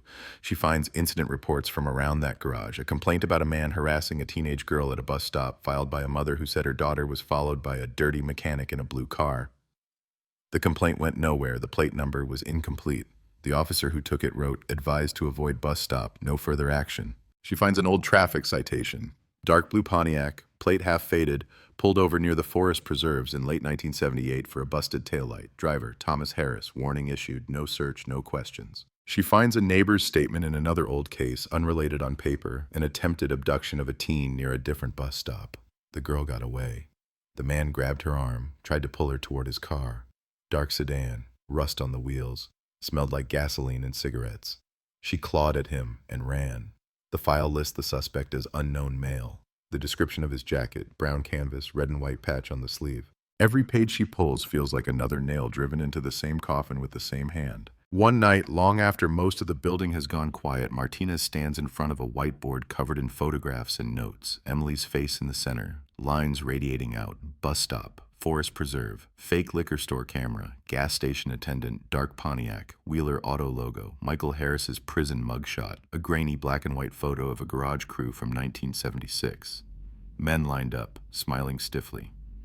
On the far right, a stocky man in a brown jacket with a patch on the sleeve, Thomas Harris, eyes flat, mouth tight. Henson drops a styrofoam cup of coffee on her desk. You got a narrative, he says quietly. Girl waits for a bus. Guy in a Pontiac Trolls bus stops. Sees her alone, offers a ride or just grabs her. She fights, gets his skin under her nails. He knocks her out, throws her in the car, drives to the preserves. strangles her, dumps her, goes home muddy, cleans his boots, tells his family nothing. City moves on. Case goes cold. 40-plus years later, his kid's DNA gives him up. Cold case solved, Martinez says, voice low, the phrase tasting like something metallic on her tongue. That's what the headline will say, Henson replies. If we put his name on the board, if we close it out with him as the offender, deceased, no trial, no cross-exam, no defense lawyer tearing your narrative apart, just ink in a box and a line that says probable. You ready for that? She looks at Emily's photo, at the decades crammed between the date on the Polaroid and the date on the DNA report, at the notes about a mother who still sleeps with the TV on so she doesn't have to hear the quiet. I don't want probable, she says. I want certain. Certain died in 93, Henson says gently. All we got now is what we can build. And right now, what we got is more than we've ever had. Motive or not, pattern or not, the man fits, the car fits, the jacket fits, the DNA points to his blood. This is as close as cold cases get to a bow. A headline that says solved doesn't care about how close we got, Martinez murmurs. It just cares about the word. The next morning, someone leaks. It starts with a whisper, then a rumor, then a push notification on a phone. DNA break in 1978 Chicago teen murder, the local site blasts. By noon, another outlet jumps on it. Cold case cracked. Police use new tech in decades-old killing. Talk radio lights up. A TV anchor stands in front of archival footage of the bus stop in the Forest Preserve, voice grave, eyes wide. Sources say a suspect has been identified at last, she announces. A man with ties to the victim's neighborhood, a name that has been hidden for over 40 years. They don't have all the facts, they barely have half of them, but the word they do have they wield like a weapon. Solved. The word hits the city like a siren. Solved. It runs red across TV screens, crawls along the bottom of news sites, pops up as vibrating phone alerts on crowded trains. 1978 Chicago teen murder solved by DNA, a 40-year-old ghost repackaged as a success story. On West Archer, people scroll that headline while they stand at the bus stop that replaced the old one. New glass, new bench, real cameras now. Same wind, same stretch of sidewalk where a girl once waited and never got home. In a small apartment miles away, the news doesn't come with a knock this time, it comes with a smile. Sources say detectives have finally identified the man responsible for the notorious Carter killing, the anchor beams. A deceased South Side mechanic. Officials describe the breakthrough as conclusive and long overdue. The TV flickers. The remote trembles in Mrs. Carter's hand. She turns up the volume, breath caught somewhere between her chest and her throat. They say breakthrough, they say conclusive, they say long overdue. Then they say it. Cold case solved. She stands very still in the middle of the room. The portrait of Emily on the wall watches her, glass catching the blue TV light. Who is he? She whispers into the empty air. At the station, nobody is whispering. The cold case bullpen is a storm. Phones ringing, reporters demanding details, someone swearing at a printer, the superintendent's voice booming in his office. On the muted television in the corner, the same headline crawls by again and again. Martinez strides in, lab report in hand. Which genius talked to the press? She snaps. We don't have a charging document, we don't have a warrant, we don't even have the narrative written down, and they're already selling solved like it's a clearance sale. Henson lifts his hands. Don't look at me. I still type with 2 fingers. The sergeant slams down a receiver. It didn't come from this room, he growls. Could have leaked from the lab. Could have come out of the state's attorney's office. Could have been somebody's cousin texting somebody else. Doesn't matter. City Hall wants a podium. They want cameras. They want modern technology and never giving up. 24 hours. 24 hours, Martinez repeats. We were supposed to tell her first. You still can, Henson says quietly, before we put a name on a microphone. The hallway to Mrs. Carter's apartment feels narrower than before. Martinez hears the TV before the door even opens. Break in the Carter case. Investigators finally certain. The old woman opens the door without the chain this time. You saw it? She says. Her eyes are bright, fevered. They said you found him. Can we come in? Martinez asks. The living room glows cold blue. Emily's face fills the TV, then a grainy shot of the 1978 bus stop, then the Forest Preserve ditch. At the bottom, cold case solved. Martinez mutes the screen. The sudden silence roars. Mrs. Carter, she says slowly, we've made a very strong identification. We have evidence that points to one man. But what you saw on TV, that word solved, it's not as simple as it sounds. I don't want simple, the old woman says. I want his name. Martinez doesn't drag it out.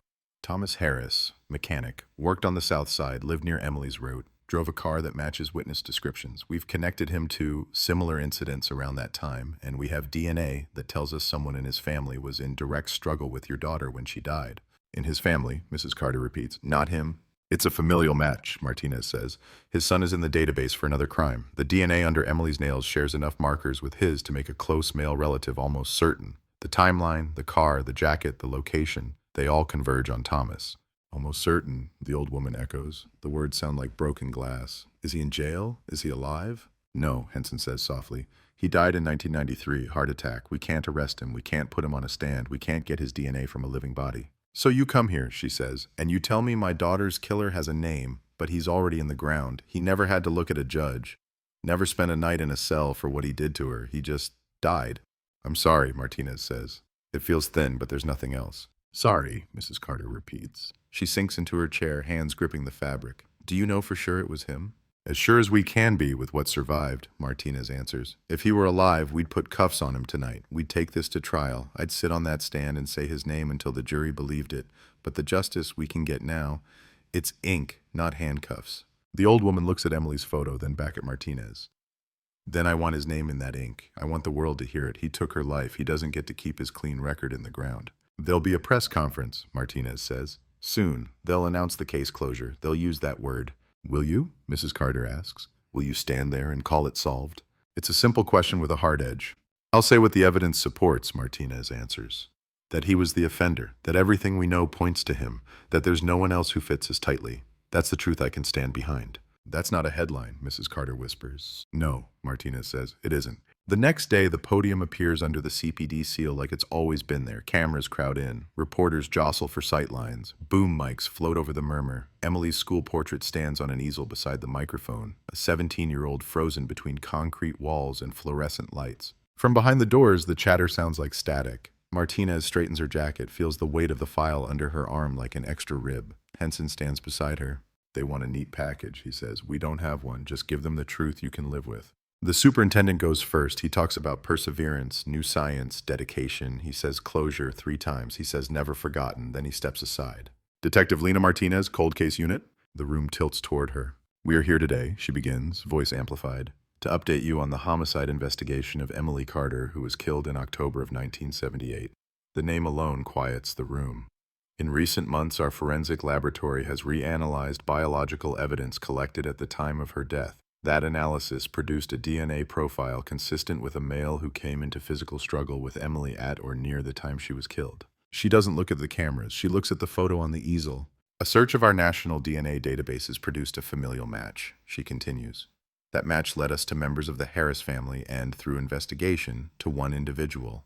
Thomas Harris, a mechanic who in 1978 lived near Emily's bus route, worked in the immediate area, drove a dark Pontiac matching witness accounts, and was connected to other suspicious incidents involving young women. She lays it out like a path, one step, then the next. Based on the totality of the evidence, DNA, witness statements, historical records, and pattern of behavior, it is the assessment of the Chicago Police Department that Thomas Harris was responsible for the abduction and murder of Emily Carter.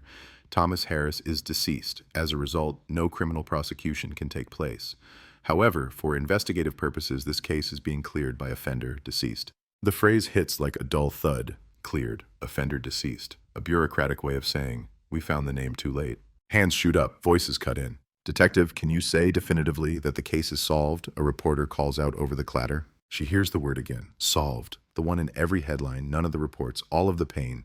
We can say, she replies, that this is the only suspect who fits the evidence and that the likelihood of his responsibility is extremely high. In that sense, yes, we have our offender. But there will never be a trial. There will always be questions we can't put to him directly. That's the reality of a case this old. Are you confident in the integrity of evidence stored for 4 decades? Another voice pushes. No risk of contamination, mislabeling, false match? The evidence was preserved, resealed, and tested under current standards, Martinez says. Our lab has reviewed and confirmed the process. If any independent body wants to look, those doors are open. Does this open the door, a third reporter asks, for more cold cases to be declared solved on statistics and inference? Are we going to see a wave of posthumous guilt with no chance to challenge it? The superintendent shifts slightly. Martinez feels the eyes on her, waiting for a clean line. Our job is not to chase statistics, she says. It's to follow the facts wherever they lead, using the tools we have. In this case, those tools lined up on one man. We're not asking anyone to take that on faith. We're showing our work. Have you spoken to the Harris family? Someone else calls. How do they feel about their relative being branded a killer from the grave? We've spoken to at least one family member currently incarcerated in another state, Martinez says. He provided information that reinforced our findings. I'm not going to speak for him or for them. My responsibility is to speak for Emily. Near the back of the room, shorter than the people around her, Mrs. Carter stands with a victim advocate at her side. Her face is drawn, but her eyes are fixed on the podium, on the photo, on the piece of paper where Thomas Harris's name is printed for the first time in an official capacity. The conference winds down. The cameras are packed up. DNA breakthrough, the anchors will say that night. Cold case solved. They'll cut to footage of the bus stop, the forest, the portrait. They'll talk about science, about closure, about ghosts finally laid to rest. In living rooms, people will nod. Good, they'll say. They got him. They'll move on to weather, to sports, to the next story. In a prison cell in Indiana, Michael Harris will stare at the ceiling and listen to the echo of old sounds in his head. The slam of a front door, the hiss of a shower, the scrape of boots he can't forget. He will wonder which memories are just noise and which are pieces of a murder the world finally noticed. And back in the cold case bullpen, when the building has gone mostly quiet and the fluorescent lights feel harsher than usual, Martinez will sit alone in front of the whiteboard. Emily's photo in the center, lines running out, bus stop, forest, DNA, Wheeler Auto, the composite from 1978, the grainy group shot from the garage, Thomas Harris at the edge, eyes small, mouth flat. His name is circled in red now. Beside it, in neat block letters, offender, deceased. Under that, in smaller writing, a single word she can't make herself erase. Unproven. On paper, the city finally has its ending. On screens, the banner says solved. But inside the box that once rattled on a shelf, inside the space between a partial DNA profile and a dead man's photograph, the case doesn't feel finished. It feels like something that's been forced into a shape the cameras can understand. And out there, somewhere along a bus route that's changed its schedule but not its purpose, the wind still moves through the night like a voice that never quite got the chance to scream. The story should end here. That's what the press conference promised. That's what the headlines printed. That's the version of events that fits neatly between weather and sports. DNA breakthrough, dead mechanic, grieving mother, cold case solved, full stop. But the thing about stories like this is they don't end when the cameras turn away. They leak. They mutate. They seep into places no official statement can reach. Places like the internet. Within hours, the press conference is clipped, chopped, re-uploaded.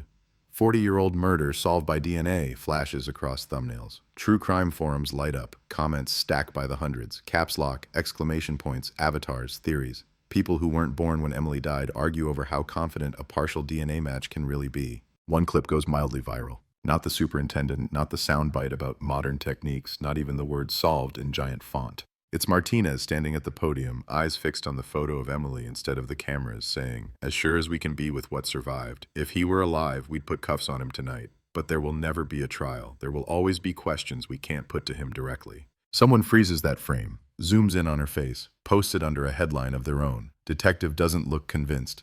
By the end of the week, a niche true crime channel uploads a 35-minute video. Chicago 1978 bus stop murder. Did they get the right guy? The host speaks over grainy archival photos and screenshots of the whiteboard behind Martinez in a B-roll shot. They circle the word unproven in red like they discovered it themselves. The city doesn't feel the tremor. Martinez does. She doesn't watch the whole video. She doesn't need to. A junior detective sends her the link with a shrug like, look what people are saying. She clicks, listens long enough to hear a stranger dissect her case like it's a puzzle on a game show.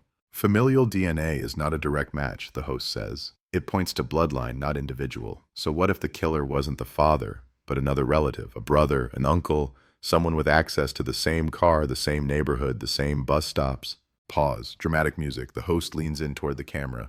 Did Chicago police close the books too fast on a convenient dead man? She closes the browser. The solved case sits on her desk anyway, a cardboard weight with a name on the front and a question mark burned into the lid. Offender, deceased, cleared, done. Except... it starts small, a dull itch in the back of her mind that won't go away.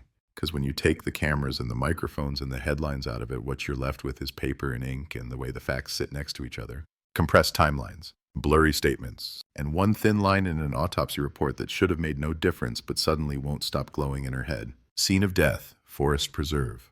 Cause, manual strangulation with possible ligature involvement. Pattern of bruising suggests attacker likely right-handed. A detail, a footnote. Martinez digs out the traffic citation from 1978, dark Pontiac, busted taillight, driver Thomas Harris, signed on the dotted line by the officer who pulled him over. She stares at the signature, loops, slant, spacing. Then she flips to a later employment form from Wheeler Auto, another signature, same hand, same letters. Then she zooms in on the disciplinary note in his file where the foreman wrote, refused to use correct tools, continues using right hand only due to old injury. Right hand only, old injury, right-handed. It fits the report. It should ease her mind. It doesn't, because the ME from 1978 wrote another line, one that got buried in the dense text, skimmed by generations of detectives trying to see the big picture. Note, slight asymmetry in grip bruising may suggest use of both hands or varying pressure, cannot conclusively determine single-handed dominance. Can't conclusively determine, one of those phrases doctors use when the body won't tell them everything they want to know. She could file it under noise, most of her colleagues do, but once you start pulling at noise, it starts sounding like a pattern. Henson sees her staring at the same page for the third time that week. You look like that report insulted your mother, he says. It's messy, she replies. They always are, he says. We take messy, we build something that holds. What if it doesn't, she asks. He considers that, then sits. Talk to me. She lays it out, the partial DNA, the familial hit, the employment records, the car, the jacket, the pattern of harassment around bus stops, the traffic stop near the preserves. Then she holds up the autopsy report like a bad exam. We're building a house on decades-old paper, she says, and we're saying solved to the world based on a man who can't answer a single question. We've got a story that fits, but the parts that don't fit keep getting shoved under probable. Henson drums his fingers. You want certainty.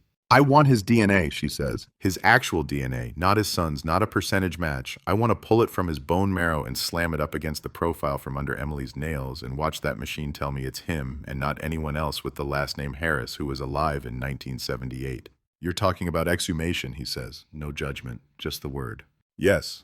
In a case already cleared, with a press conference already aired, with a mayor who's already tweeted justice for Emily? Yes. He leans back. You know how that looks, right? Detective who closed case now wants to dig up suspect's body because she's not sure. That's not a good headline. People start hearing doubt. They start hearing maybe we rushed. And the brass, they don't like those words. It's not about headlines, she says. It's about the one thing we can still do to make this more than a story. If we dig and that bone says Harris and 20 markers, then I can live with solved. If it doesn't, her voice trails off. Then you just became the cop who tore open a 40-year-old wound and found out you've been pointing at the wrong man's grave, he finishes. The idea hangs there. She files the request anyway. Formal, clean, no adjectives. For the purposes of confirmatory DNA testing in a cleared homicide case with high public interest, I request authorization to exhume the remains of Thomas Harris. She attaches the lab report, the ME notes, the chain of evidence records, the comparison between the partial profile and the Harris family line. She sends it up the chain. The answer comes back fast. Denied. Officially concerned for family impact. Finality of closure to allocation of limited resources. Unofficially, we already put our name on this. Don't make us say maybe. The superintendent calls her into his office. You're a good detective, he says, fingers steepled, voice even. You brought us something we could put our stamp on. You gave that mother a name. Don't undermine your own work chasing perfection. There is no perfect in this line. With respect, Martinez says, if we have a chance to put science behind this, we should take it. A needle in a bone is cheaper than a lifetime of what if. He sighs. You think Emily's mother wants to watch crews dig up this man's grave on the news? You think she wants to hear people say maybe it wasn't him all over again? She's had 40 years of maybe. We finally gave her probably. That's the best we can do.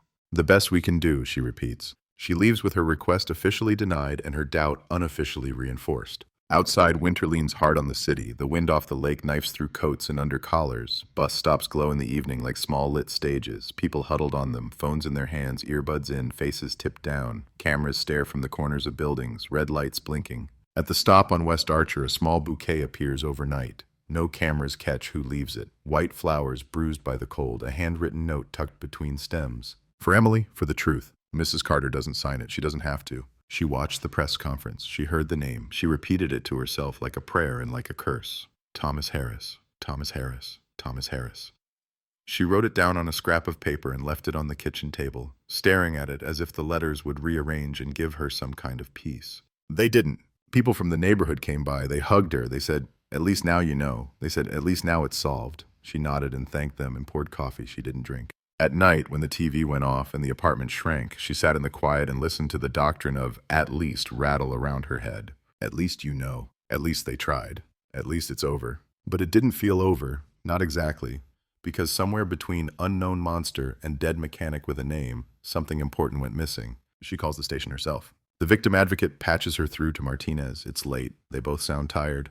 You asked for them to dig him up, Mrs. Carter says without preamble. Didn't you? Silence then. Who told you that?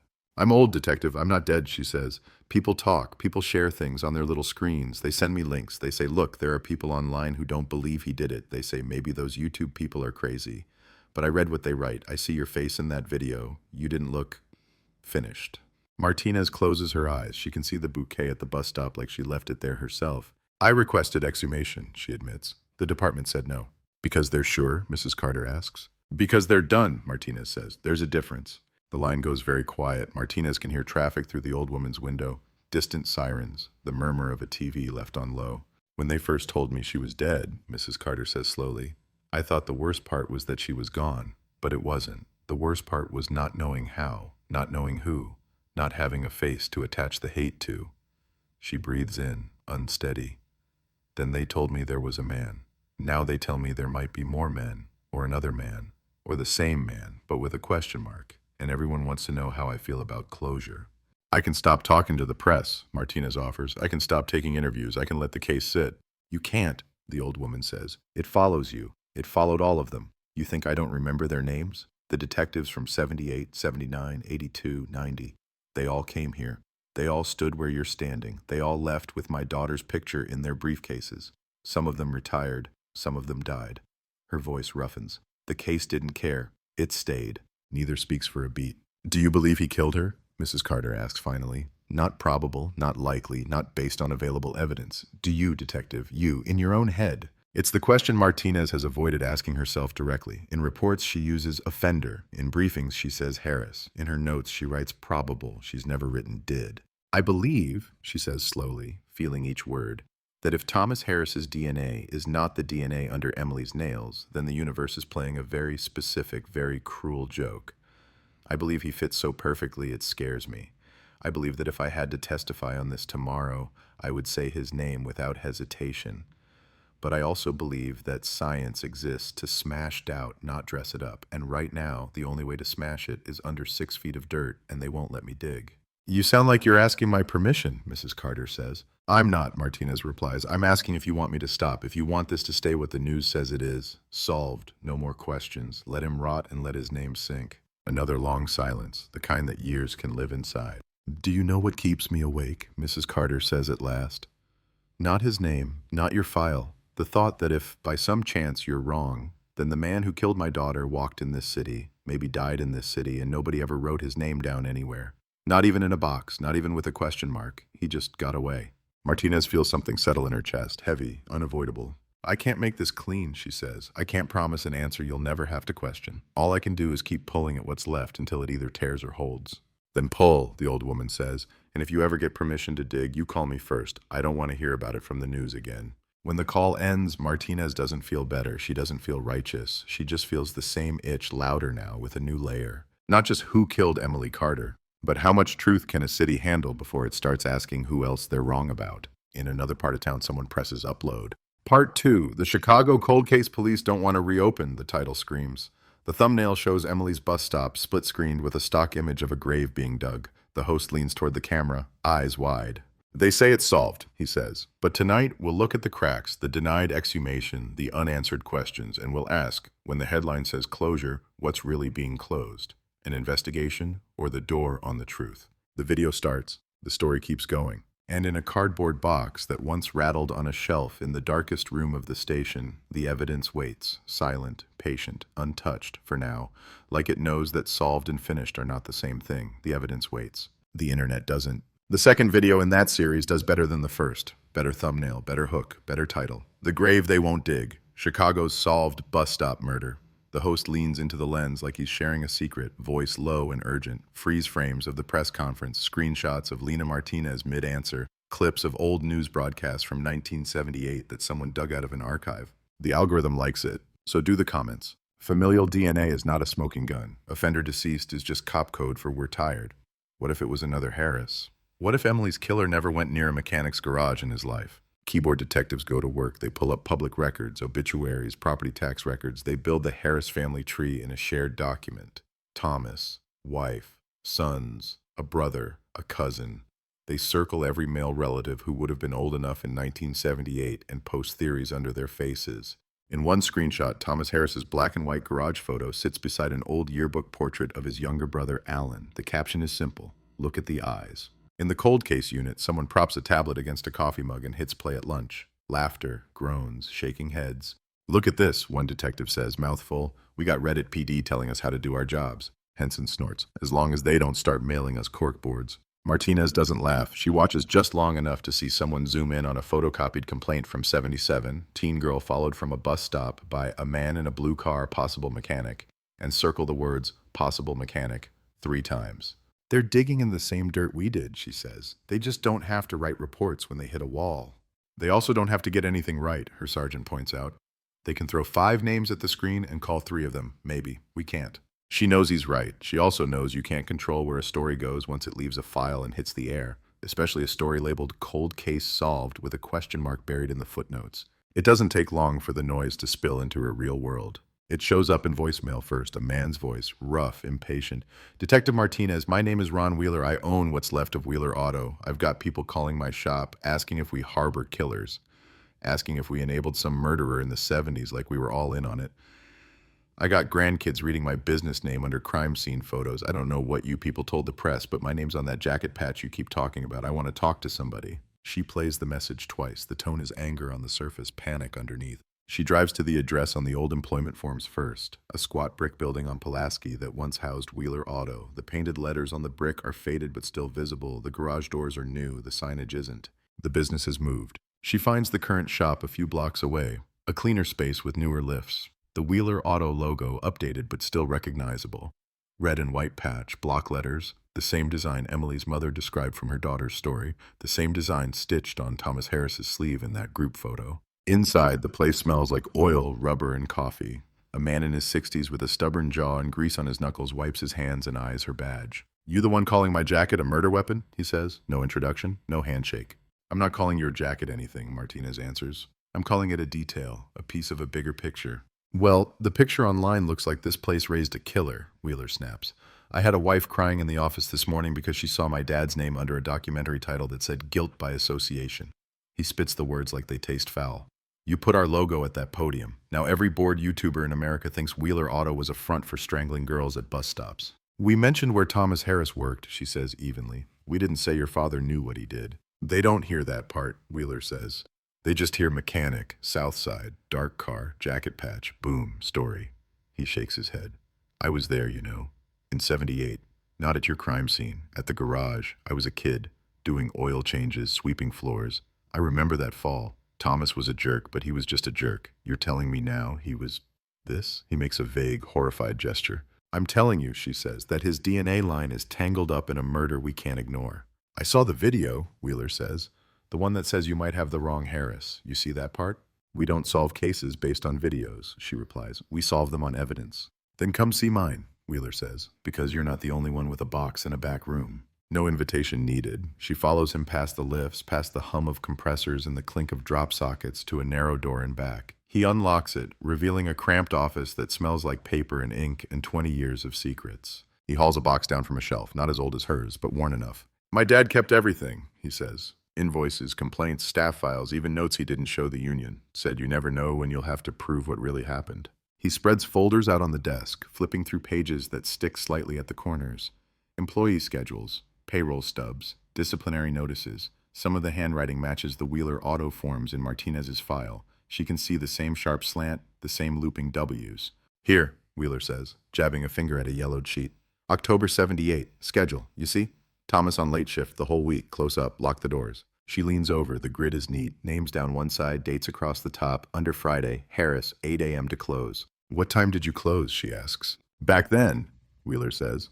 9 if we were lucky. Some nights later if a job ran over, but most of the time 9. By 9:30 the lights were off, tools locked up, cars in.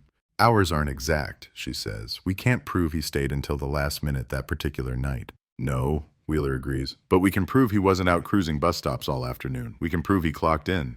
He points to another line, sign-in sheet for that week. Look at this, clocked out at 9:15. You think he managed to get from here to that bus stop, convince a girl to get into his car or grab her without anyone seeing, then drive out to the preserves, kill her, and dump the body all in what? An hour? 90 minutes? Maybe, but it's tight, isn't it? Time of death was estimated between 10 and 2, she says. We don't know exactly when he grabbed her or how long he drove. And he wasn't the only one on nights, Wheeler says. Look at Alan, his brother. He was on swing shifts, came and went when he felt like it, if he came at all. He's not in your story, but he was in that building, in that year, in that jacket. He pulls out a crumpled Polaroid. Shop Christmas party, 1977. Men holding beers, leaning against a car. Two brothers, side by side, both in brown canvas, both with Wheeler Auto patches on their sleeves. Corporate didn't buy these jackets, Wheeler says. We did. You worked here. You got one. Thomas wore his like a second skin. So did Alan. So did half the damn staff. That girl, God rest her, she could have seen that patch on 3 different men in a week. The photo feels heavier than it should. 3 jackets, 3 patches, 3 faces that could have stood at a bus stop in the dark. Alan's still alive? Martinez asks. Moved out of state in the 80s, Wheeler says. Got into some trouble. DUI stuff. Domestic. Never anything like this. Least nothing he was charged for. He shrugs. We don't send Christmas cards. Mind if I get a copy of this? She asks, tapping the Polaroid. Take the original, he says. Every time I look at it now, I see a headline I never wanted. Back at the station, she scans the photo, puts it up on the whiteboard. Thomas, Alan, other mechanics. Same jackets, same patch, different builds, different eyes. She updates her notes. The online sleuths were ahead of her on one thing. The Harris family isn't just one man. It's a cluster, a knot. Thomas at the center, but not alone. She pulls Alan's file, out-of-state record, misdemeanors, a bar fight, a protective order filed by an ex. Words like controlling, temper, choked me once, said he was joking, choked me once. Her finger pauses on that line. Family violence doesn't automatically equal murder. That's the dangerous leap people on the internet make. But patterns matter. Pressure points matter. A man who puts his hands around someone's throat and calls it a joke is not a man you wave away when a 17-year-old shows up strangled in a ditch. She checks dates. Alan left Chicago in 82. He was there in 78. His address back then, 3 blocks from Emily's bus stop, closer than Thomas's place by 2 streets and 1 alley. She sits with that for a moment. Then she calls Indiana again. Michael Harris answers on the 3rd ring, voice echoing off concrete and cinder block. He sounds like he's been expecting her. You see your YouTube famous now? He says, with a trace of bitter humor. My name, my dad's name, my face, all over some guy's channel with a skull logo. I try not to judge a case by comments, she says. I went to Wheeler Auto. Yeah, he says. Say hi to Ron for me. He used to give me free soda if I stayed out of the way. Ron showed me the old schedule, she says. Your father's shifts, your uncle's. Silence then. Of course he did. You told me your father came home late that night, she reminds him. Mud on his boots, leaves on his pants, shower running. Do you remember what time that was? I remember the news, he says. I remember the picture, and I remember him coming in after we saw her face on TV. That's the part burned in. Before that, time's a blur, but late. He was always late. We ate when he came home, or we didn't eat at all. She hears something shifting in the background, a guard's footsteps, someone calling count. Did Alan come by much back then? She asks. Your uncle. My uncle was around, Michael says slowly. Here, there, he crashed on our couch sometimes, got drunk, borrowed tools, fought with my dad. Then we wouldn't see him for a bit. Did your mother ever say she was afraid of him? Martinez asks. My mother was afraid of men in general by the end, he says. Didn't matter if they had her last name or a badge number. He snorts softly. Why, you think maybe you picked the wrong Harris to haunt? I think your family was bigger than one man, she says. I think the same jacket, the same car, the same patch. They were on more than one body. And you want me to what? He says. Remember which one smelled more like mud? I was 13. The whole house smelled like mud and oil and anger. You told me about that one night, she says quietly. You didn't have to. That matters. What if I was wrong? He shoots back. What if I misremembered? What if it was Alan who came in that night and not Thomas? What if the news face in my head lined up with the wrong boots? The question hangs there like a trap. Memory is messy, she says. That's why we chase physical, DNA, paper, sign-in sheets, but memory can point. You pointed us at your father. Now I'm asking if anything in you ever flinched at your uncle.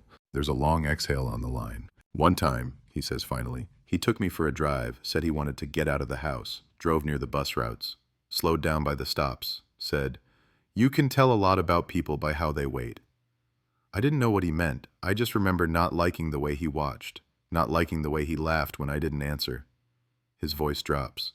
Maybe he was just being creepy. Maybe that's all, or maybe not. I don't know anymore. Do you know where he is now? She asks. Haven't seen him in years, Michael says. Last I heard, he was somewhere down south, got religion, got a new family, got old. At least my dad's not watching this on YouTube. He doesn't get to see his name in all caps.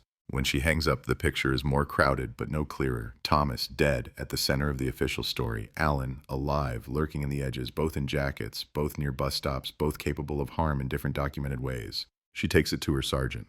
We can't reopen what we never officially closed, he says. File still says, offender, Thomas Harris. I'm not asking to tear that page up, she says. I'm asking to add one. I want to talk to Alan. I want to see where he was that month, that week, that night. He may clear his brother. He may sink him, he may sink himself. But right now, we've got a man with the same access and the same orbit, and we're pretending he's just background noise. You know what that looks like upstairs? The sergeant asks. Like we're wobbling, like we went on camera, pointed at a grave, and now we're pointing at a man who can actually hire a lawyer. Good, she says. Let him lawyer up, let him answer through counsel, let him refuse to talk. At least then he exists in this story as more than a last name in a tree. He rubs his face. You are incapable of walking away from a thread, you know that? She doesn't argue. So they pull his file. They get his last known. They track an old arrest in Georgia to a current ID in a small town with a church on every corner and a tire shop on the main road. They call the local sheriff. They request assistance. They book flights that will put them in front of a man who spent decades quietly not being implicated in the most famous cold case in his old city. In the meantime, the videos rack up views, comments. The phrase cold case trends for a day. People in faraway places learn the name Emily Carter for the first time. Some of them will forget it by next week. Some of them will keep it, carry it to other forums, other conversations. They don't know that while they argue about jackets and DNA and jurisdiction in the comment section, the detective at the center of their thumbnail is booking a motel off a southern highway, rehearsing questions for a man who shares a surname with the ghost in her file. On the plane, the hum of the engines becomes a backdrop for another kind of noise, not from outside, from inside. Every inconsistency, every unanswered question, every maybe she's ever written in a margin. What if Thomas is exactly who they said he is? What if this trip is a waste and a distraction and an insult to a dead man's name? What if he isn't? What if, while the city pats itself on the back for solving a 1978 murder, the man who actually strangled a 17-year-old at a bus stop has been living quiet, unbothered, unmentioned, his sins washed away by a headline that pointed 1 inch to the left? The plane bumps through a pocket of turbulence. A baby cries somewhere behind her. Henson mutters about the coffee. Outside, the lights of the city fall away. The land below goes dark, dotted with occasional clusters of yellow, highways snake-like veins. Somewhere down there, an old man named Harris sleeps, unaware that the past he walked out of is catching up again. And back in Chicago, on West Archer, a bus pulls up to the stop where a bouquet still wilts under the streetlight. The doors hiss open, people get on, people get off. Whoever left the flowers doesn't come back to check on them. The cameras watch. The wind moves. The case, officially solved, keeps unfolding in the shadows behind the word. The town looks like the kind of place nothing bad ever happens. That's how it sells itself anyway. 2 stoplights, a water tower with a fading mascot, a strip of low buildings along Main where the diner, the church, and the hardware store all bleed into one another. Flags in windows, pickup trucks angled in the same direction, air that smells like cut grass and exhaust. People here know each other's dogs by name. They don't know that a man living among them has a last name that's been flashing across screens in another state under the words cold case. Martinez and Henson step out of the rental, Chicago plates already drawing curious looks. The local sheriff's office is a brick and glass box crammed between a bail bond sign and a tax prep place. It's small, but the badge on the door is the same shape, the same promise. Inside, the sheriff waits, late 50s, heavy through the middle, mustache, handshake firm enough to crack knuckles. Sheriff Dalton, he's already read the email, he's already watched the press conference, he's already had residents sending him links to the videos with subject lines like, "This guy here?" "Chicago," he says as if the word tastes strange. "Can't say we get a lot of you down here." "Appreciate the help," Martinez answers. He leads them into a cramped conference room that smells like stale coffee and copier toner, local maps on the walls, a corkboard with notices, and a flyer about a lost cat pinned at eye level. No cameras, no microphones, just 3 chairs and a table. "You know he's not charged with anything," Dalton says, settling in. "Not here, not there. Your people put his last name on TV. You put his brother in a grave with the word offender on the box. But on paper, he's got a record for stupid, not savage." "We're not here to arrest him," Martinez says. "We're here to talk." "Thing is," Dalton replies, "folks don't hear talk. They hear hunt. And a man like Allen, he's had plenty of time to decide how he feels about hunters." "Is he dangerous?" Henson asks. Sheriff shrugs. "He's old, he's cranky, he drinks more than he should, prays louder than he needs to. I've picked him up twice for driving after those prayers. Never seen him throw a punch, never seen him choke anybody. Doesn't mean he hasn't, just means he's careful who he chooses." "Will he come in?" Martinez asks. Dalton smiles without humor. "He's already here. Came in after church when he heard you were coming to town. Said he's got nothing to hide and he's tired of ghosts grabbing his ankles." The door opens. Alan Harris walks in. He doesn't look like the monster. They rarely do. He looks like an old man who's been outside too long. Sun-leathered skin, white stubble, hands bigger than they need to be for the thin frame they're attached to. His eyes, though. His eyes are small, set deep under brows that still carry a kind of weight. He wears a collared shirt with the top button done, like armor. A thin gold cross hangs over it. His boots are scuffed, his jeans pressed. He sits, spine straight, hands folded on the table as if on cue. Which one of you is the one from the TV? He asks. Martinez doesn't flinch. I'm Detective Martinez. This is Detective Henson. Sheriff Dalton's here as a courtesy. A courtesy, Alan repeats. Is that what you call digging up my family name on the news? Courtesy? We're here because your family name is in our evidence, she says. You know why. Because my brother was a bastard, Alan says. That's no crime in itself. If it were, half the men in Chicago would be on death row. His gaze flickers to the manila folder under her arm. He doesn't ask what's inside. He knows. In 1978, Martinez begins, you were working at Wheeler Auto on the south side. So were a dozen other men, he replies. You lived 3 blocks from a bus stop on West Archer. So did 100 other fools. You had a brown canvas jacket with a red and white Wheeler patch on the sleeve. His mouth twists. They gave it to you when you signed on. Welcome to the club. You had a brother, she says. Thomas. He also worked there. Drove a dark blue Pontiac with rust on the wheel wells. Loud engine. You ever ride in it? Too many times, he mutters. He drove like the devil was late for work. Did you use his car? She asks. Sometimes, he admits. When mine wouldn't start. When he was sleeping one off. You know how brothers are.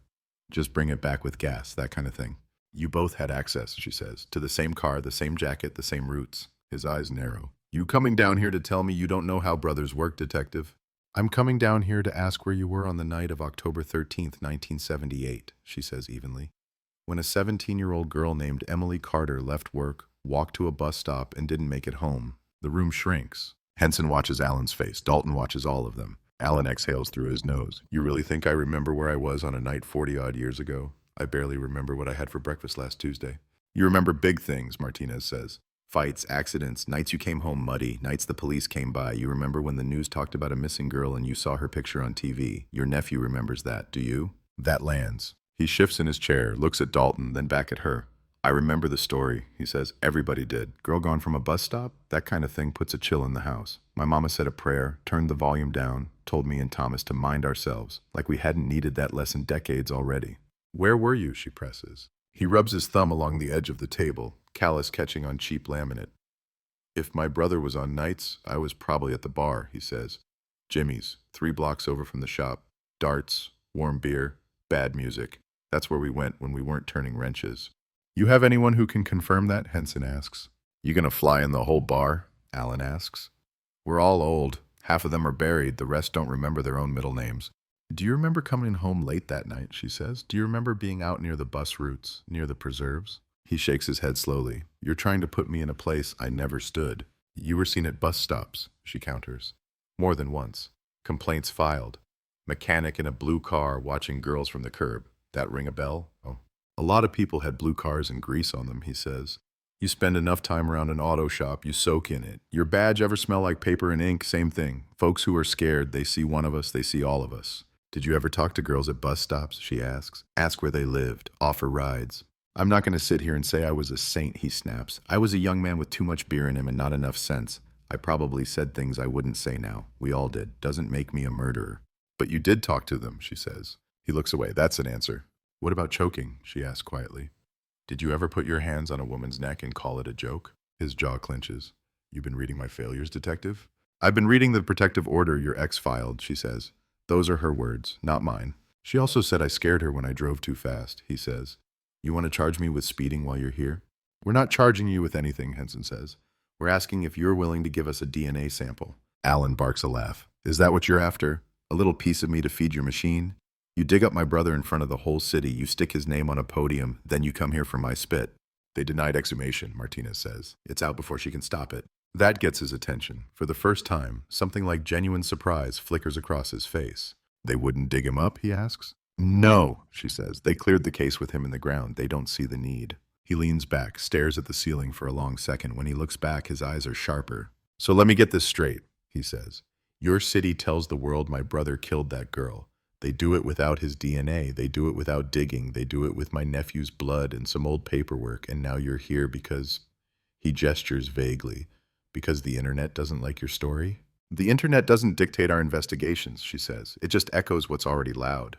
What's loud, he says, is that I have the same last name and the same jacket and I lived on the same blocks. You want my DNA because you're not sure you buried the right monster. Martinez doesn't say yes. She doesn't say no. Voluntary sample, Henson says. Buccal swab. Takes seconds. We send it to the lab. We compare it to what we got from Emily. If it's not a match, that's one more piece under your brother's name. If it is, Alan cuts in. You come back with handcuffs and cameras and you put my face on that podium instead. He shakes his head. You know what's funny? Thomas did a lot of things that should have put him under a spotlight. He never got one. Now he's dead and you can't stop saying his name. I've spent my whole life trying not to be him. And now you're here with a Q-tip asking me to take his place if it turns out he died clean. You'd rather we never asked, she says? Never checked? I'd rather you had done it when it mattered, he snaps. When that girl was fresh in the ground and men like my brother were still walking around breathing. So would I, she says softly. The room goes quiet. Sheriff Dalton clears his throat. Alan, nobody's forcing you, he says. You say no, they go back to Chicago with the same file they walked in with. And the same doubt, Alan says. He looks at Martinez. You have doubt, don't you, detective? That's why you're here. That's why you didn't just send a form letter and close the box. Yes, she says. He studies her for a long moment, weighing something only he can see. Then he nods once. Get your Q-tip, he says. If my brother did this, let the dirt keep him. If I did it, he swallows hard. If I did it and can't remember, if you find me under your microscope, then maybe I've been living on borrowed air since '78 and I don't deserve the next breath. Either way, I'm done running from ghosts. The sample is taken in another room. Gloves, swab, vial, chain of custody, Dalton signs, Henson signs, Martinez signs. The little tube looks unimpressive for something carrying the weight of 2 men's lives and 1 girl's death. On the way out, Alan stops her at the door. You tell the mother, he says, if she ever hears my name on your TV, that I'm sorry 100 ways. Sorry for what my family is. Sorry you never got a clean story. Sorry that when you finally got a name, it came with all this mess. Some of us are born into bad blood. We spend our whole lives trying to thin it. You can't apologize for something you didn't do, she says. He gives her a look that says he doesn't believe that for a second. Back in Chicago, the lab gets the sample before the rumor mill does. Doyle signs for it, eyebrows up. You brought me another Harris, he says. Collect the whole set. How fast can you run it, she asks. I'll put it in tonight, he says. You'll have a comparison as soon as the machine and the universe let me. The universe, as always, doesn't care about timetables. Machines hum, reagents bind, strands separate, data scrolls. While it works, outside, the city keeps telling itself the version of the story that fits into a minute and 30 seconds. 1978 case solved, anchors say. Family finally has answers. They don't talk about exhumation requests denied, or voluntary swabs in small-town sheriff's offices, or old men staring at ceilings and wondering what parts of their past are real. In her apartment, Martinez doesn't turn on the TV that night. She sits at her kitchen table with the file open, pages spread like a map. Autopsy, crime scene, witness statements, the shaky words of an elderly neighbor describing a dark car, the neat handwriting of a gas station attendant, the composite sketch, the Wheeler auto schedule, the Polaroid with 2 brothers in identical jackets. She lines up their faces, Thomas on the left, Alan on the right, same blood, same patch, same city. 2 paths, 1 partial DNA strand waiting in a database like a question mark, 1 fresh sample spinning toward it. If they match, the story tilts. If they don't, it hardens. Either way, the word solved will sit in the same place, on the same line in the same report. Official, clean, finished. But somewhere between a girl's fingernails in 1978 and a lab machine in 2020-something, the truth is doing what it always does in cases like this. It's waiting to see what people can bear to know. The result doesn't come with a drum roll. It comes with a ringtone. Martinez is halfway through a stale sandwich at her desk when her phone buzzes. Number from the lab. Doyle. She wipes mayo off her fingers, wipes doubt off her face, and answers. You got something for me, or are you just lonely, she says. On the other end, there's a rustle of paper, the hum of machines, Doyle's tired sigh. I got your Harris, he says. Or at least, I got what's left of him under a microscope. The cold case room fades. The chatter, the clack of keys, the distant ring of other phones all drop into the background. It's just her, the file, and a voice in her ear. Talk, she says. You know the drill, Doyle says. Partial from the fingernail scrapings. Not great to begin with. Degraded, mixed. We squeezed what we could, fed it into the system. That's what gave us Michael's line in the first place. Now we've run Alan's sample against the same markers. And, she pushes. And it's not him, Doyle says. No build-up, no comfort, just the words. There's a hollow space where her heart should thud. Excluded, she says. You're sure? As sure as this kind of test lets us be, he replies. Look, I'm not going to drown you in allele charts, but here's the headline version. Some of the key points we picked up in the unknown profile don't show in Alan at all. If he were the source, we'd expect certain markers to line up with his. They don't. We can't say he wasn't there, breathing the same air, touching the same car, but the skin she dragged under her nails, it's not his, not as the main donor, not his. The phrase lands heavier than she expected, because she came here for answers, not one less suspect. What about the comparison you ran early on, she asks. The math they love in press conferences. How much more likely the profile is if it comes from a father versus an uncle. Glad you asked, Doyle says dryly, because that's where your story gets fun. I ran kinship models. Hypothesis 1, unknown contributor is Michael's biological father. Hypothesis 2, unknown contributor is Michael's paternal uncle. Given the data, the profile is, drumroll please, about 10,000 times more likely if the source is his father rather than his uncle. 10,000. He lets the number hang there. Now, he continues, before you go sprinting to a podium, hear the caveats. Partial profile, small sample, no body from Thomas to get direct DNA. We're inferring. But if this were Vegas and I had to put money on which brother tore at that girl's skin, I know where my chips would go. On the one who's already in the ground, she says. Bingo. She closes her eyes for a second, sees that Polaroid again. Two brothers, same jacket, same patch, different edges in their smiles. One alive and wary in a sheriff's office, one frozen in 1970s gloss, never to explain himself. Can you put that in a report? She asks. In words the state's attorney will understand and the internet will misquote? Oh, I can write you a beautiful paragraph, Doyle says. It'll say what I just told you in polite scientific terms. Data strongly supports paternity hypothesis over avuncular hypothesis. They'll wrap it in a bow and call it closure. But you and I? He pauses. We'll know it's still statistics, not confession. She hangs up, prints the report, and pins it to the whiteboard with a red magnet. Arrows shift. Alan Harris, DNA excluded as primary contributor. Thomas Harris, statistical likelihood strongly favors paternal relationship to unknown profile. Words precise and cold, staring back at her. Henson steps up beside her, coffee in hand. Well, he asks. Science just did what the department wouldn't, she says. It dug. And, he presses. And it climbed out holding the same name we already put on the board, she answers. Thomas, stronger than before. Alan's out, at least out of the DNA. So the story stays the same, Henson says. Dead mechanic, 1978, dark Pontiac, bus stop, preserves, cleared by offender, deceased, he sips. You should be happy. She stares at the red magnet. I am, she says, and I'm not. Because the story doesn't just live on their board, it lives in other places now. Places where nuance goes to die. News at 6. Second Harris cleared and solved cold case, and headline online. DNA proves Chicago police got right brother. True Crime Channel thumbnail. Split screen of Allen with a big red X and Thomas with a big green check. No one reads the part about statistical likelihood twice. They read proves once and move on. Martinez doesn't get to move on. She calls Sheriff Dalton. She calls Allen. He answers on the first ring this time. You got my fate in a test tube yet? He says. Your DNA doesn't match the sample under Emily's nails, she says. No warm-up, no sugar. You are excluded as the source of the foreign profile. Silence, then a long breath she can almost feel through the line. So it's him, Allen says, no question mark. The data we have strongly supports your brother as the one who fought with her, she says carefully. We don't have his direct DNA, but based on kinship analysis, if we had to choose between you... You already did, he cuts in. Years ago, when you put his name on TV. There's a sound she can't quite place. Half a laugh, half a choke. Guess the numbers just caught up. I wanted you to hear it from me, she says, not from a screen. You gonna tell your YouTube friends too? He asks.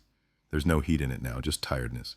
Tell them they can take my face off their thumbnails. I can't control them, she says. I can control my file. In that file, next to your name, it will say, not the donor. Doesn't say not the sinner, though, does it? He mutters. Doesn't erase the rest of the things I did. The chokes I do remember. No, she says, it doesn't. He lets that sit. You know what the worst part is? Allen says quietly. Even before your test, I prayed it was him. How's that for a righteous man? I prayed my brother was the one. Because if it was me and I'd forgotten, what does that make the last 40 years of my life? Borrowed? Stolen? You didn't forget, she says. You don't know that, he replies. You know what's under a dead girl's nails and what's in my spit. You don't know what's in my head, neither do I. A beat. You going to dig him up now that your math is better? They already said no, she answers. They'll say it louder now that the numbers line up with the narrative. Then I hope, Allen says, for her sake and for yours, that your numbers are kinder than the rest of this story. He pauses. Tell Mrs. Carter Tell her I'm glad she at least knows which grave to hate. The line goes dead. Telling Mrs. Carter should be easier this time. The news is clear, not tangled, but clarity doesn't always mean comfort. In the apartment, the TV is off for once. No news, no scrolling caption. The room feels smaller without the flicker. You found out, the old woman says as soon as she opens the door. No hello, no smile, just those words like she already knows. We found out more, Martinez says. Can I come in? They sit. The framed photo of Emily stares from the wall, same place, same angle. You told me there was another, Mrs. Carter says. Another man with the same jacket, same name, maybe the same car. You said you'd check him. We did, Martinez says. We spoke to him. We took his DNA. We compared it to what we found on Emily. And? Mrs. Carter asks. It's not him, Martinez says. He's excluded as the main source of the DNA. The lab ran statistical models. Everything points back to the same place. Your original suspect, Thomas. The brother's line fits. The uncle's doesn't. Mrs. Carter's fingers tighten on the arm of her chair. Her knuckles blanch. So it was him, she says. Not quite relief. Not quite rage. Something in between. The one you put on television. The first one. The one in the ground. Yes, Martinez says. As far as science can take us without digging him up, yes, it was him. Tears don't come. Not anymore. They dried years ago, or maybe decades, somewhere between the morgue and the first anniversary. But something in her face softens. Not forgiveness, not closure, just a tiny slack in the rope that's been pulling at her neck since 1978. So all that noise, she murmurs, all those people on the internet saying maybe you were wrong, all that talk about another man, another Harris. She shakes her head slowly. In the end, it circles back to the first name. It circles tighter, Martinez says. That's the difference. Mrs. Carter looks up at her. Do you believe it now? She asks. More than before. I believed it before, Martinez says. I believe it harder now, but... She stops. But what? The old woman presses. But I still wanted to put a needle into his bone and hear the lab machine say his name for me, she admits. Not through his son, not through his brother, through him. We're as close as we can get. It's not all the way. Mrs. Carter studies her for a long moment. You think there is an all the way in something like this? She asks quietly. You think there's a point where the questions stop? I used to, Martinez says. That's what they teach you. Follow the evidence. Build the case. Reach the point where you can say, this is what happened, period. And now, Mrs. Carter asks? Now I think there's always a comma hiding somewhere, she replies. You just decide where to stop reading. The old woman leans back. The tension in her shoulders doesn't vanish. It shifts, like a knot moved an inch to the left. I'll keep hating his name, she says. Thomas Harris. I'll write it down in my prayers, not for mercy, for something else. And when people come by and say, at least it's solved, I'll nod because it's easier for them. But when it's quiet and it's just me and her in the night, I'll still ask why. Why her? Why that bus stop? Why that night? Your science doesn't answer that. No, Martinez says, it doesn't. She leaves with the sense that she's delivered an answer and a fresh question in the same breath. The department, on the other hand, loves the new report. Loves it in the way institutions love anything that reinforces their original story. Solidifies our position, the superintendent says at the follow-up briefing. We can point to this if anyone raises concerns, shows thoroughness, shows we pursued all leads, shows we didn't jump at the nearest Harris. They don't schedule another press conference. They don't need to. The updated narrative leaks out in drips. Article on a local site, police confirm Wright brother tagged in 1978 murder case. True crime blog, uncle cleared in DNA twist, father still primary suspect. Cable panel, kinship DNA, the future of cold case justice. No one calls it unsolved. The internet shifts targets. Commenters who spent last week arguing that Alan was the real killer now pivot to claiming they knew all along it was Thomas. Threads about exhumation die down. New scandals rise. New stories demand eyes. The man in Indiana goes back to his cell. The man in the grave outside Chicago stays where he is. The woman on West Archer waters the plant under her daughter's picture and tries to breathe around a name that finally feels like it belongs to someone real, not just a shadow.